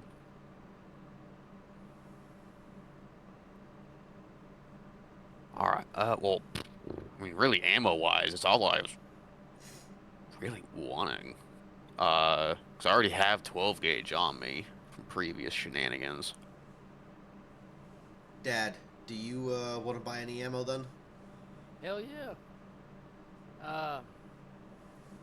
I need some 44 and what the hell the other one? Oh, 44 and I need some 50 cal. He says, I got both of those. 50's gonna cost you though. What are you looking at? I'll tell you what I'd trade. I'll trade you a bunch of 223 for some 44 and 50 cal. Let's go with the 40. Let's talk 44 first. How much you look at? How much 223 you gonna trade me? I can trade you lots. How much do you have in 44? Let's start with this. He puts 2 boxes of 44 in front of you. A box of 44 in this game comes with it's 30 rounds. So you just put 60 rounds in front of you. I say double that and let's talk. I'm interested in seeing what you're willing to trade me. He puts another 60 rounds in front of you. All right.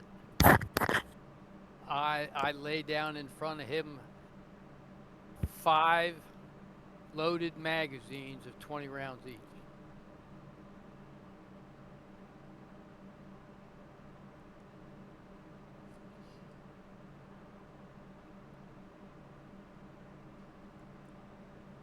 You're gonna have to do a little better than that. Hey, Yes. this includes magazines, not boxes. Well, I appreciate that. It's preloaded, but 223 is cheap. You said you had a lot of 223. Well, that's a lot. All right, I'll pull out 2 more.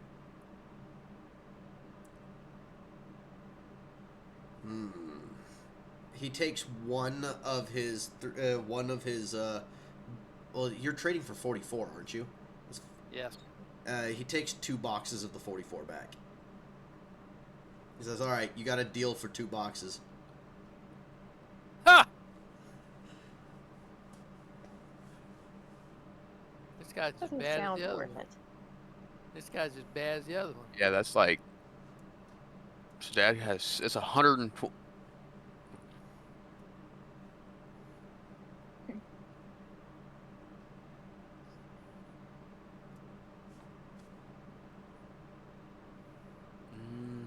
I'm trying to see if I have anything that can really help you out with trade-wise. I know you both do. You have a wagon full of equipment.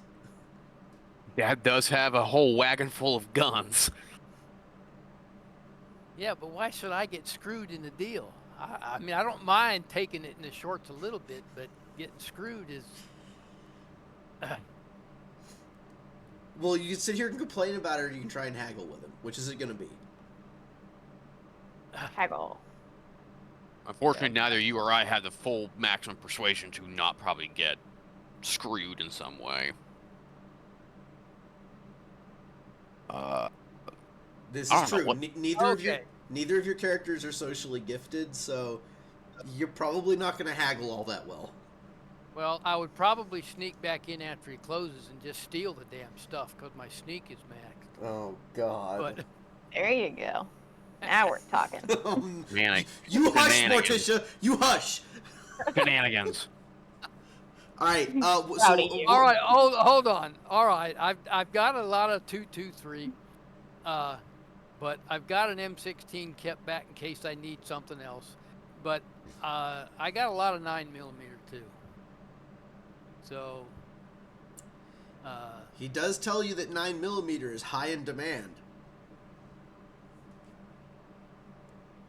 Well,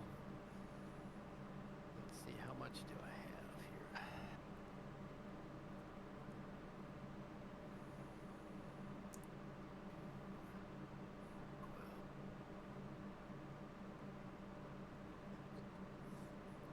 It's 14. I gotta get in front here.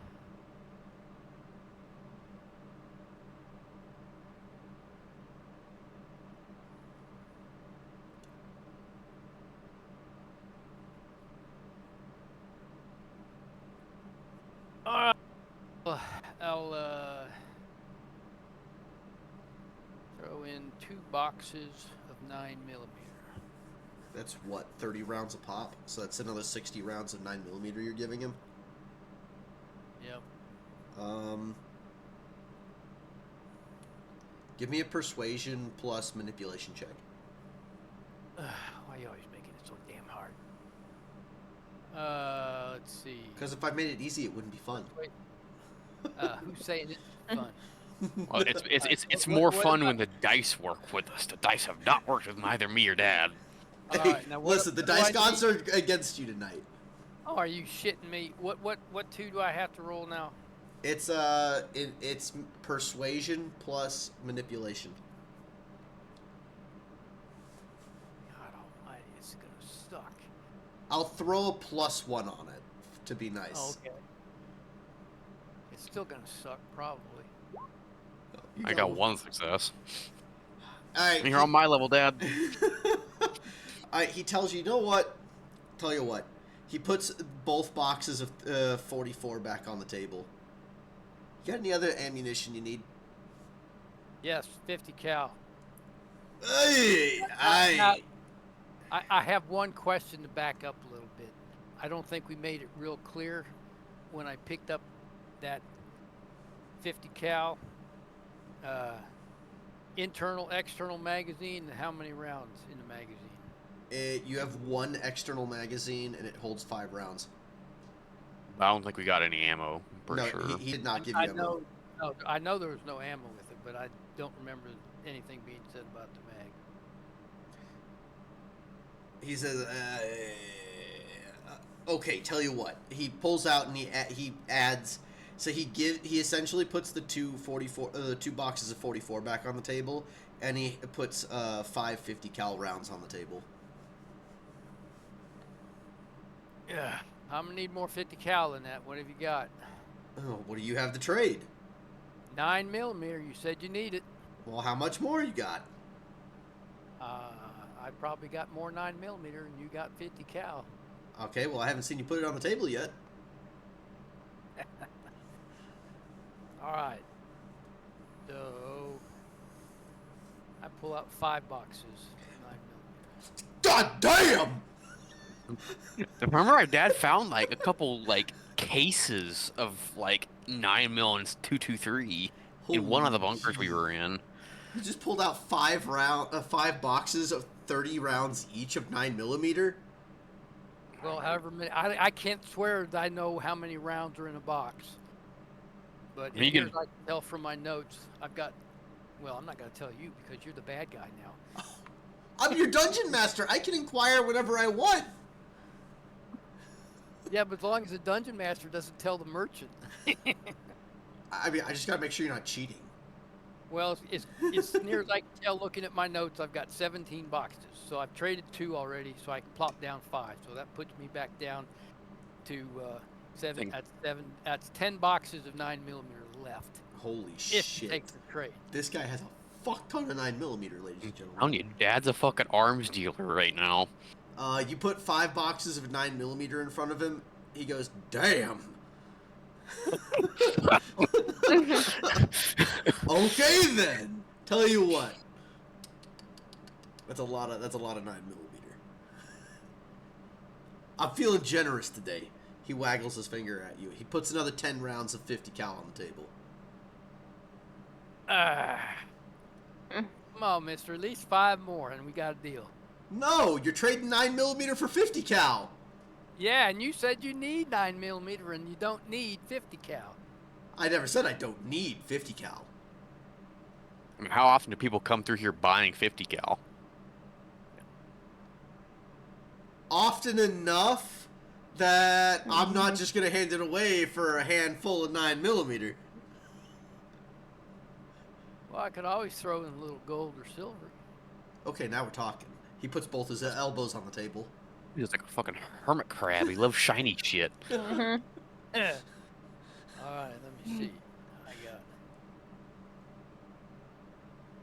I wonder if I crank my little kinetic flashlight in his face, it'll like entrance him like a damn moth.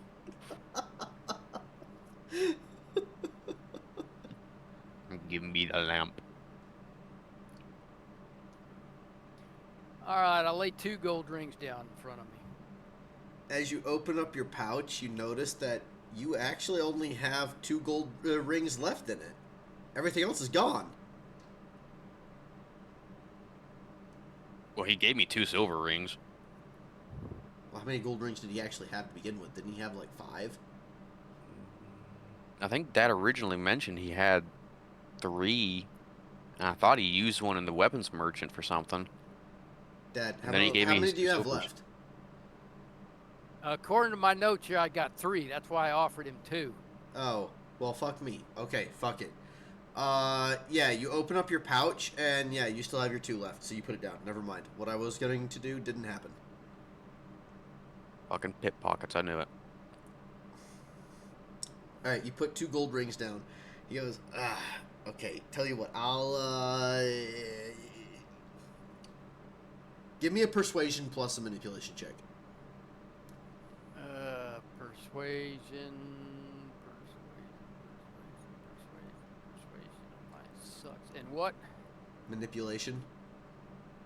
Oh, the same crappy numbers? Yep.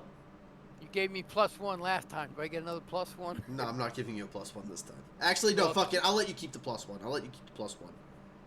All right. Only Oh. got 2, that's A little better. He decides to agree. He'll take the 2 gold rings and add 5 more 50 cal rounds. All right, so if let's see, 5 plus 10, that's 20 rounds total. Is that correct? 5 plus 10, that's 15 rounds. Yeah, you have 15, not 20. The Barrett didn't come with any ammo when you initially got it. Well, I It just understand that, but I guess I was thinking wrong. This guy did 5, then added 10, then added 5 more. But okay, that's fine. Oh yeah.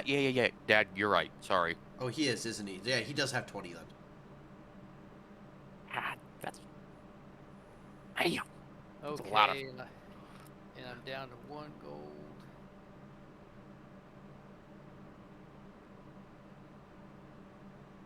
And I got no silver, gave it to George. We're down to 10.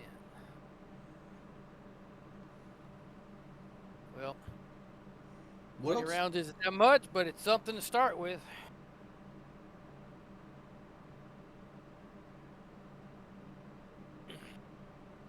All right, I guess the next thing we need to do is go find magic for the sword. Do your magic. I know I want to go to, I want to try, I'm tempted to check out this scrap shit, dude, for parts, but I prefer robot. Well, I prefer to go to a mechanic shop for the tank. Well, you two can split up well- and go there if you want, or you can go together. It's up to you. Well, he's got more of that persuasion shit. He needs to talk some of this stuff with magic because I don't know shit. I'm a dummy and my persuasion sucks. Unfortunately for you, I don't think my Arcana has anything or occult, so I'm not gonna be too much help with the magic shit. I won't even know what I'm really looking for, other than a bitch wearing a witch hat. What has our arcane mistress joined us yet? No, absolutely not. And Nope. she won't be with you for the rest of the session. Yeah, I got a long walk. So I thought you were jogging. it's still a long walk. All right. Don't So you have a teleportation spell? Nope. all right. So you guys are leaving I the guess- shop. You guys are leaving the shop. Which one of you has the highest occult skill? I have a 0. I have a 0. Oh God. Okay. Tell you what. One of you roll me a random d20 and let's see what happens. Tell you Dad, what. you've Let's been let's let Dad roll it. Let's let Dad roll it. He's been having better dice luck. Let's go, Aurelius. Let's see if you get lucky. I did. Holy shit! First of all, that's a 19 and a d20. We don't roll d20s in this game session. Roll a d10. Said roll please. Well, that's what you You said. literally You just know- Oh, said, did I say Roll a a did I say a d20? Yes. Yes, you you did. did. Fuck it. I'll take the d20. It's a 19. Fuck it. It's a good roll. My bad. My bad. My bad. Mm-hmm. My bad. Shame. Your dungeon master's falling asleep. It's getting really fucking late over here. All right. Yeah, we'll take the Over 19. there. Yes, it's late over here. It's like almost like 11 o'clock over here. All right. Mm. So, yeah. All right, we'll take the 19. Fuck it. We'll chalk it up to essentially a 9. All right. So you guys aimlessly wander through the marketplace, and I am gonna note, since I'm not in the shop, sorry, I'm gonna load that fucking 357 because we've got fucking little hoodlums tailing us, and I don't trust them. no, they're not. Actually, they are still tailing you. So I'm gonna load the 357, both shotgun and round. All right. As So you someone- are wandering around, somehow, miraculously, you guys do happen further into the market district. You happen upon what looks like a small, looks kind of like the equivalent of a shantytown shack, but it has a big sign on the outside that has a bunch of purple crystals painted on it and like sparkly stuff. So it kind of looks like it could be a magic shop. You walk inside, it's definitely a crystal shop of some kind. And a young woman who is that looks like a goth girl, dressed head to toe in all sorts of little crystals, says, "Hello, how can I help you, fine gentlemen?" I just look at Aurelius like, how the fuck did you manage to find this shit? I might as well know my ass from a hole in the ground when it comes to occults. The gods must have shined on us, Fucking apparently so. at least for this. Would you like Because to? actually, I think the family ancestors guided us here. Young lady, I have an ancestral sword that I am very interested in seeing what your shop may do to increase this. Now, obviously, I don't want to deal with it here, but the world is full of evil creatures and evil people. I said, so do you have any of your crystals here that may increase the power or the damage that this family heirloom will do? All right, you rolled the 19 on your d20. I'm not gonna fuck you over in this shop. She tells you that she can probably improve it. It depends on what you're looking for. Give her a moment. She can probably pull up a few things. Okay, I will wait. as Aurelius is waiting for the young lady to look through her shop for various little occult baubles, George, out of the corner of your eye, you notice some movement. I turn to look at it. It's an axolotl. Damn it. Fucking The- sea monkeys. Giant one. George, through the there's a small little round window about the size of a human head that's next to the door that you guys just walked through, and you notice through the window while there's people walking past it, you notice that there's a person on the outside staring in through the window, and it's one of those hoodlums that's been following you guys.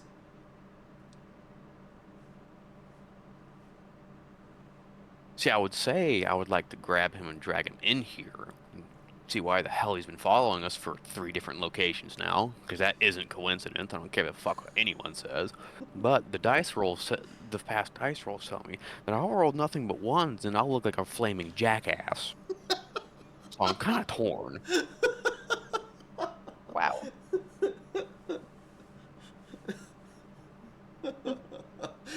George is like, the dice gods are not with me tonight, so I don't want to risk it. See you stroking your beard chin. In thought. Like, 'cause I'm assuming a grapple would probably fall under brawl, which I'm not the greatest at brawl. Yes, it would And fall even under if- brawl. Yeah, so I wouldn't get too many dice. I'd get 4, which isn't very good odds. I have a 25% chance, basically. I don't know the fucking odds yet, but it's not the greatest odds. Yeah. So, what I'm going to do instead is I am going to kind of keep myself at an angle where I have Aurelius in my peripheral, but most of my focus is on the door, this fucking chuckle dick creeping on us. Alright, the young lady comes back. She gets your attention, Aurelius, and says that she has a couple things that she can do. They won't cost you too much unless you want to get super fancy with what you're doing. She says she can get your blade enchanted with an ever sharp enchantment, so the blade will stay keen and sharp, and you'll never have to worry about sharpening it again. This will also improve This will also slightly improve the overall durability of the weapon. She can improve. She can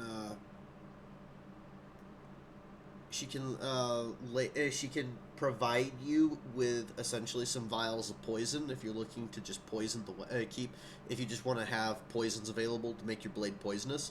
And if that's the case, she has 3 different types of poisons she can provide and sell. She can provide you with an enchantment that will essentially allow your blade to be a flaming blade. However, there's 2 different variants. That's not exactly a cheap enchantment, but she does have essentially an economy variant of the enchantment, which operates in a similar fashion as the poisons would. She can provide you with what's essentially what's called it's ember ointment. It's like an oily substance you put on the blade, and then you can just run a piece of flint along the edge of your blade, and it'll immediately ignite, and your blade will stay flaming for a pretty decent while. Or she can actually imbue it with an enchantment that will actually make it a flaming blade. That would be a little more costly if that's what you're looking to do. If you're looking at like just overall damage improvement, she can't do that for you. That's not exactly how this works. Is there something specific you're looking for? No, I'm looking for just general output. I'm not looking for necessarily cold or flame or have it instantly grow a foot longer or anything like that. I said I think the flame is a viable option. Of course, the Eversharp would be nice too. Can you do both of those? Dad, if you don't mind me asking, because I don't think she's gonna. I would be surprised if she wants ammo as a witch. I understand that, and that's Oh, okay. one of the problems we're going to get to when we start talking about cost, because Because I don't the only have a whole lot of anything other than because the only stuff I have that could help you is that chitin. I don't. She could probably figure something out with the chitin, and then I have some of my medicines that I could probably use as a potential okay, trade item. That's about it. well, the only thing really I've got is my one remaining gold coin and some hides. Hey, CC, thank you for hanging out with us once again. You sleep well. Good night to you. And hopefully we'll entertain you again sometime soon. All right, back to the players. She says yes, but the the Eversharp enchantment's not going to be that expensive. She can pull that off pretty easily. But the if you're looking for like an actual flaming fire enchantment, that might cost a little. Okay, well, what kind of cost are we talking about? She shrugs her shoulders a little and looks a little confused. Like I don't know what you're willing to trade me. Okay, well, let me double check my notes here. I certainly pull out the last gold coin I have. Not gold coin, but gold ring. She appreciates that, but that's not going to be enough. Well, I know that. I'm rifling. I told you that.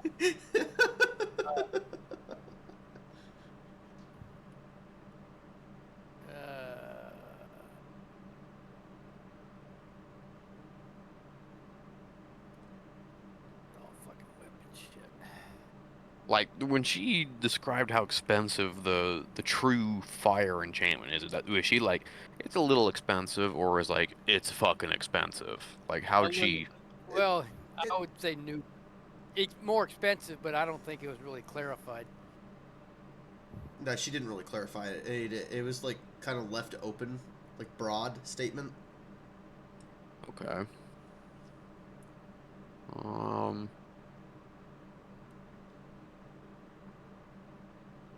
Because I want to hold on to the chitin, as much of the chitin as I can, because I can use it to modify Dad and Right. or Morticia and release his armor. All right. I pull out. This is confusing in my notes, and I'm thinking it's a reference to one of those first things that we did with alligators. I have a note here that says deer hide plus others. Oh, that was probably when you went like hunting, Well, like when we were traveling. I'm thinking I've got at least one or two alligator hides. That's what I'm thinking, rather than other deer hides. But that's what my note says. It says deer hide and others. Well, does it have a number next to it? No. Do you want to just roll a d10 and see how many we got? No, I'm not playing that game. Oh I'm just shooting ideas. I don't know. And I also have 3 rabbit hides. Okay, well, if it says deer hide plus others, I'm sorry, that means you have 1 deer hide. Well, that's what I plopped down on the table too. My 3 bunny hides and my 1 deer hide. She says, with all of this, she'll happily give you your Eversharp enchantment. Do you have potentially anything else to trade for the fire enchantment? Yes, I do, but I'm not sure that you would be willing to take it. I have firearms and I have ammunition, if you so desire those. She's not exactly keen on the firearms, but she says ammo in general, anyone's willing to trade with that, so she's willing to accept ammunition as currency. Okay. I plopped down 5 boxes of 9mm. She accepts that, and she'll give you your enchantment. Okay. Alright, please erase that from your inventory. I did down to 5. Alright, so she says it's going to take her a little bit. She has to work with your blade for a little while, so just get cozy in the shop. She'll be back in a bit. She goes off into like a little back room. Okay. Alright, so while you guys are just chilling there in the shop. I know I know you're gonna want us to whack that guy that's been following us. I think it's just a fucking pickpocket or a band of pickpockets. I want both of you to give me an investigation plus. Right now, it'd be an investigation plus intelligence check. Dad would get a +2.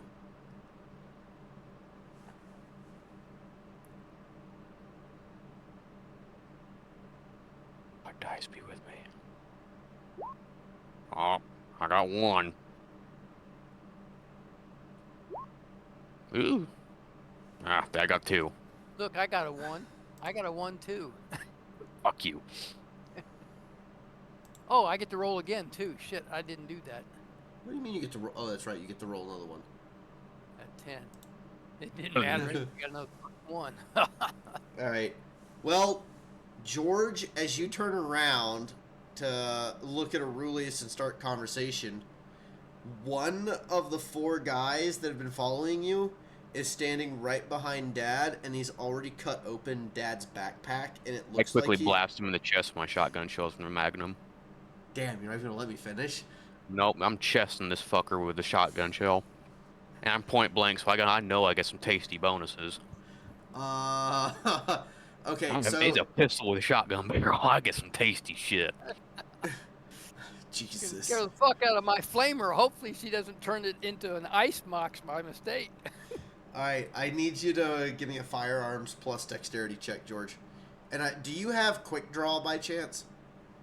No, so I don't have quick draw. Okay, don't worry about it. But I've been... Okay. Don't worry about it. Just give me a firearms Specialty plus in 16 check. pistols, so I get... That's 8. That's a 10 and a 9. Do I get... Okay, so I never got this clarified. You do get 9 again, but that's the only bonus you get. So just so you're aware, this counts. All shotguns get 9 again. That's just how they operate. So as long as you roll a success, you get to roll again. The God. oh my god, he just rolled double 9s. 1, 2, 3, 4.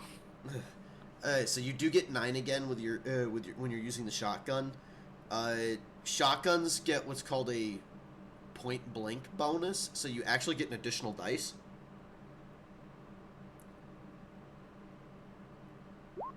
Yeah. Damn. 5 successes. This dude's gonna have a gaping hole in his chest. All right. Keep in mind too that because it's a pistol. Well, you're using the shotgun shell variant of the pistol, your underbarrel shotgun. So, oh wait, no, this is a 410, isn't it? Yeah. 410 isn't 4 damage of success. You still get the 9 again, but it's not 4 damage of success. I thought the judge was 4. Well, no, that was the judge. I don't know. Well, you'll figure it out. No, that's Judge uses 410 Magnum in this game, by the way. You're using just basic 410. So you do 3 damage of success, but if he's armored, you don't do any damage to him at all, anyways. 2, 3, 4, 5 successes. 5. Isn't that a critical? That is. So by default, you're doing 15 damage overall in ballistic, plus it's considered a critical hit. All right. So you level the pistol at the dude, and as he turns to look at you, shocked that you caught him, you pull the trigger, and you literally put a football-sized hole in the front of this dude's chest. He flies back, lands on the ground, and knocks over a couple crystals from the shelf as a result. They don't break or anything; they just fall on the ground. Hopefully I didn't scare the shit out of this woman too badly. Oh, she comes out of her little room. What the fuck just happened? Oh, it's a pickpocket. The dude's chest is smoldering. He's dead, by the way. Like, he's dead. He's gone. I kind of figured.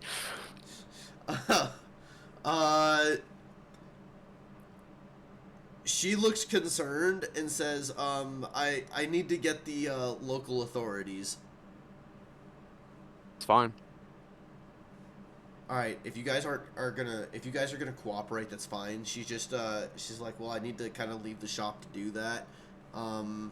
Tell you what, I will finish your enchantment, and then we'll go ahead and deal with the authorities. All right.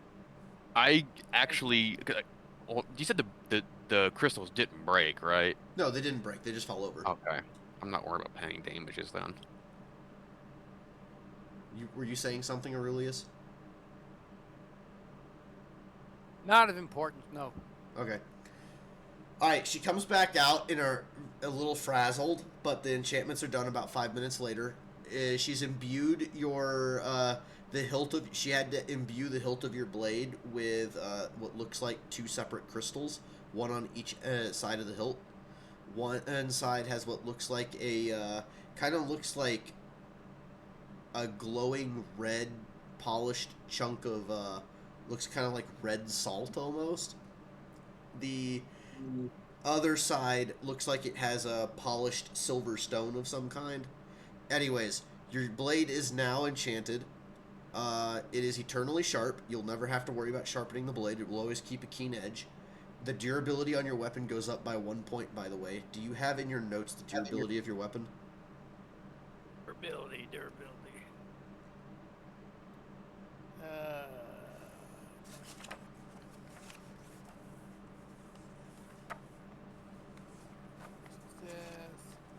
Two-handed.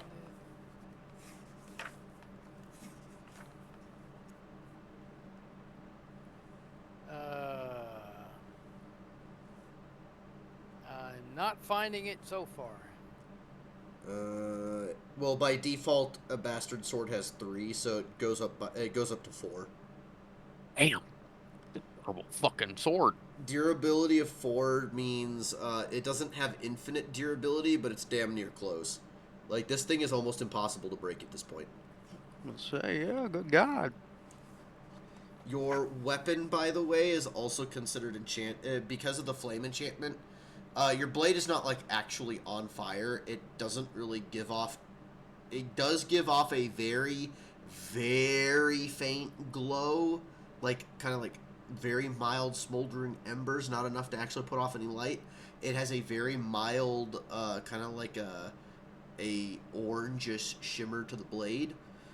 Your weapon, when it strikes somebody now, counts as doing essentially energy damage because you're... Well, it doesn't count as energy damage. You're still doing basic slash damage.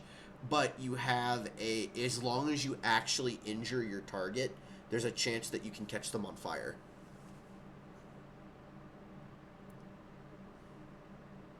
Okay, so the actual damage is still a 3 or a 4, whether it's single-handed or double-handed? Correct. It didn't actually change the damage output. It just, if you do damage to them, there's a possibility you could catch them on fire, and then they'll take damage over... They'll take, like, energy damage over time. Okay. Fucking pickpocket. All right. I sheathed my sword, but because of potential issues, whatever we're doing, I on the sly sneak and I load my new pistol with 44. That was another thing we never said, I don't think. The magazine size on the 44. It's a standard Desert Eagle. I think a Desert Eagle has, what, a 10-round magazine? I'm thinking it's... Actually, no, I have it here in my book. Hold on. I think I thought a it was Desert... 7, personally. We'll see in a minute. 7 is ringing in the bell. It's, yes, a magazine for the Magnum is actually... for the Desert Eagle is a 7-round magazine.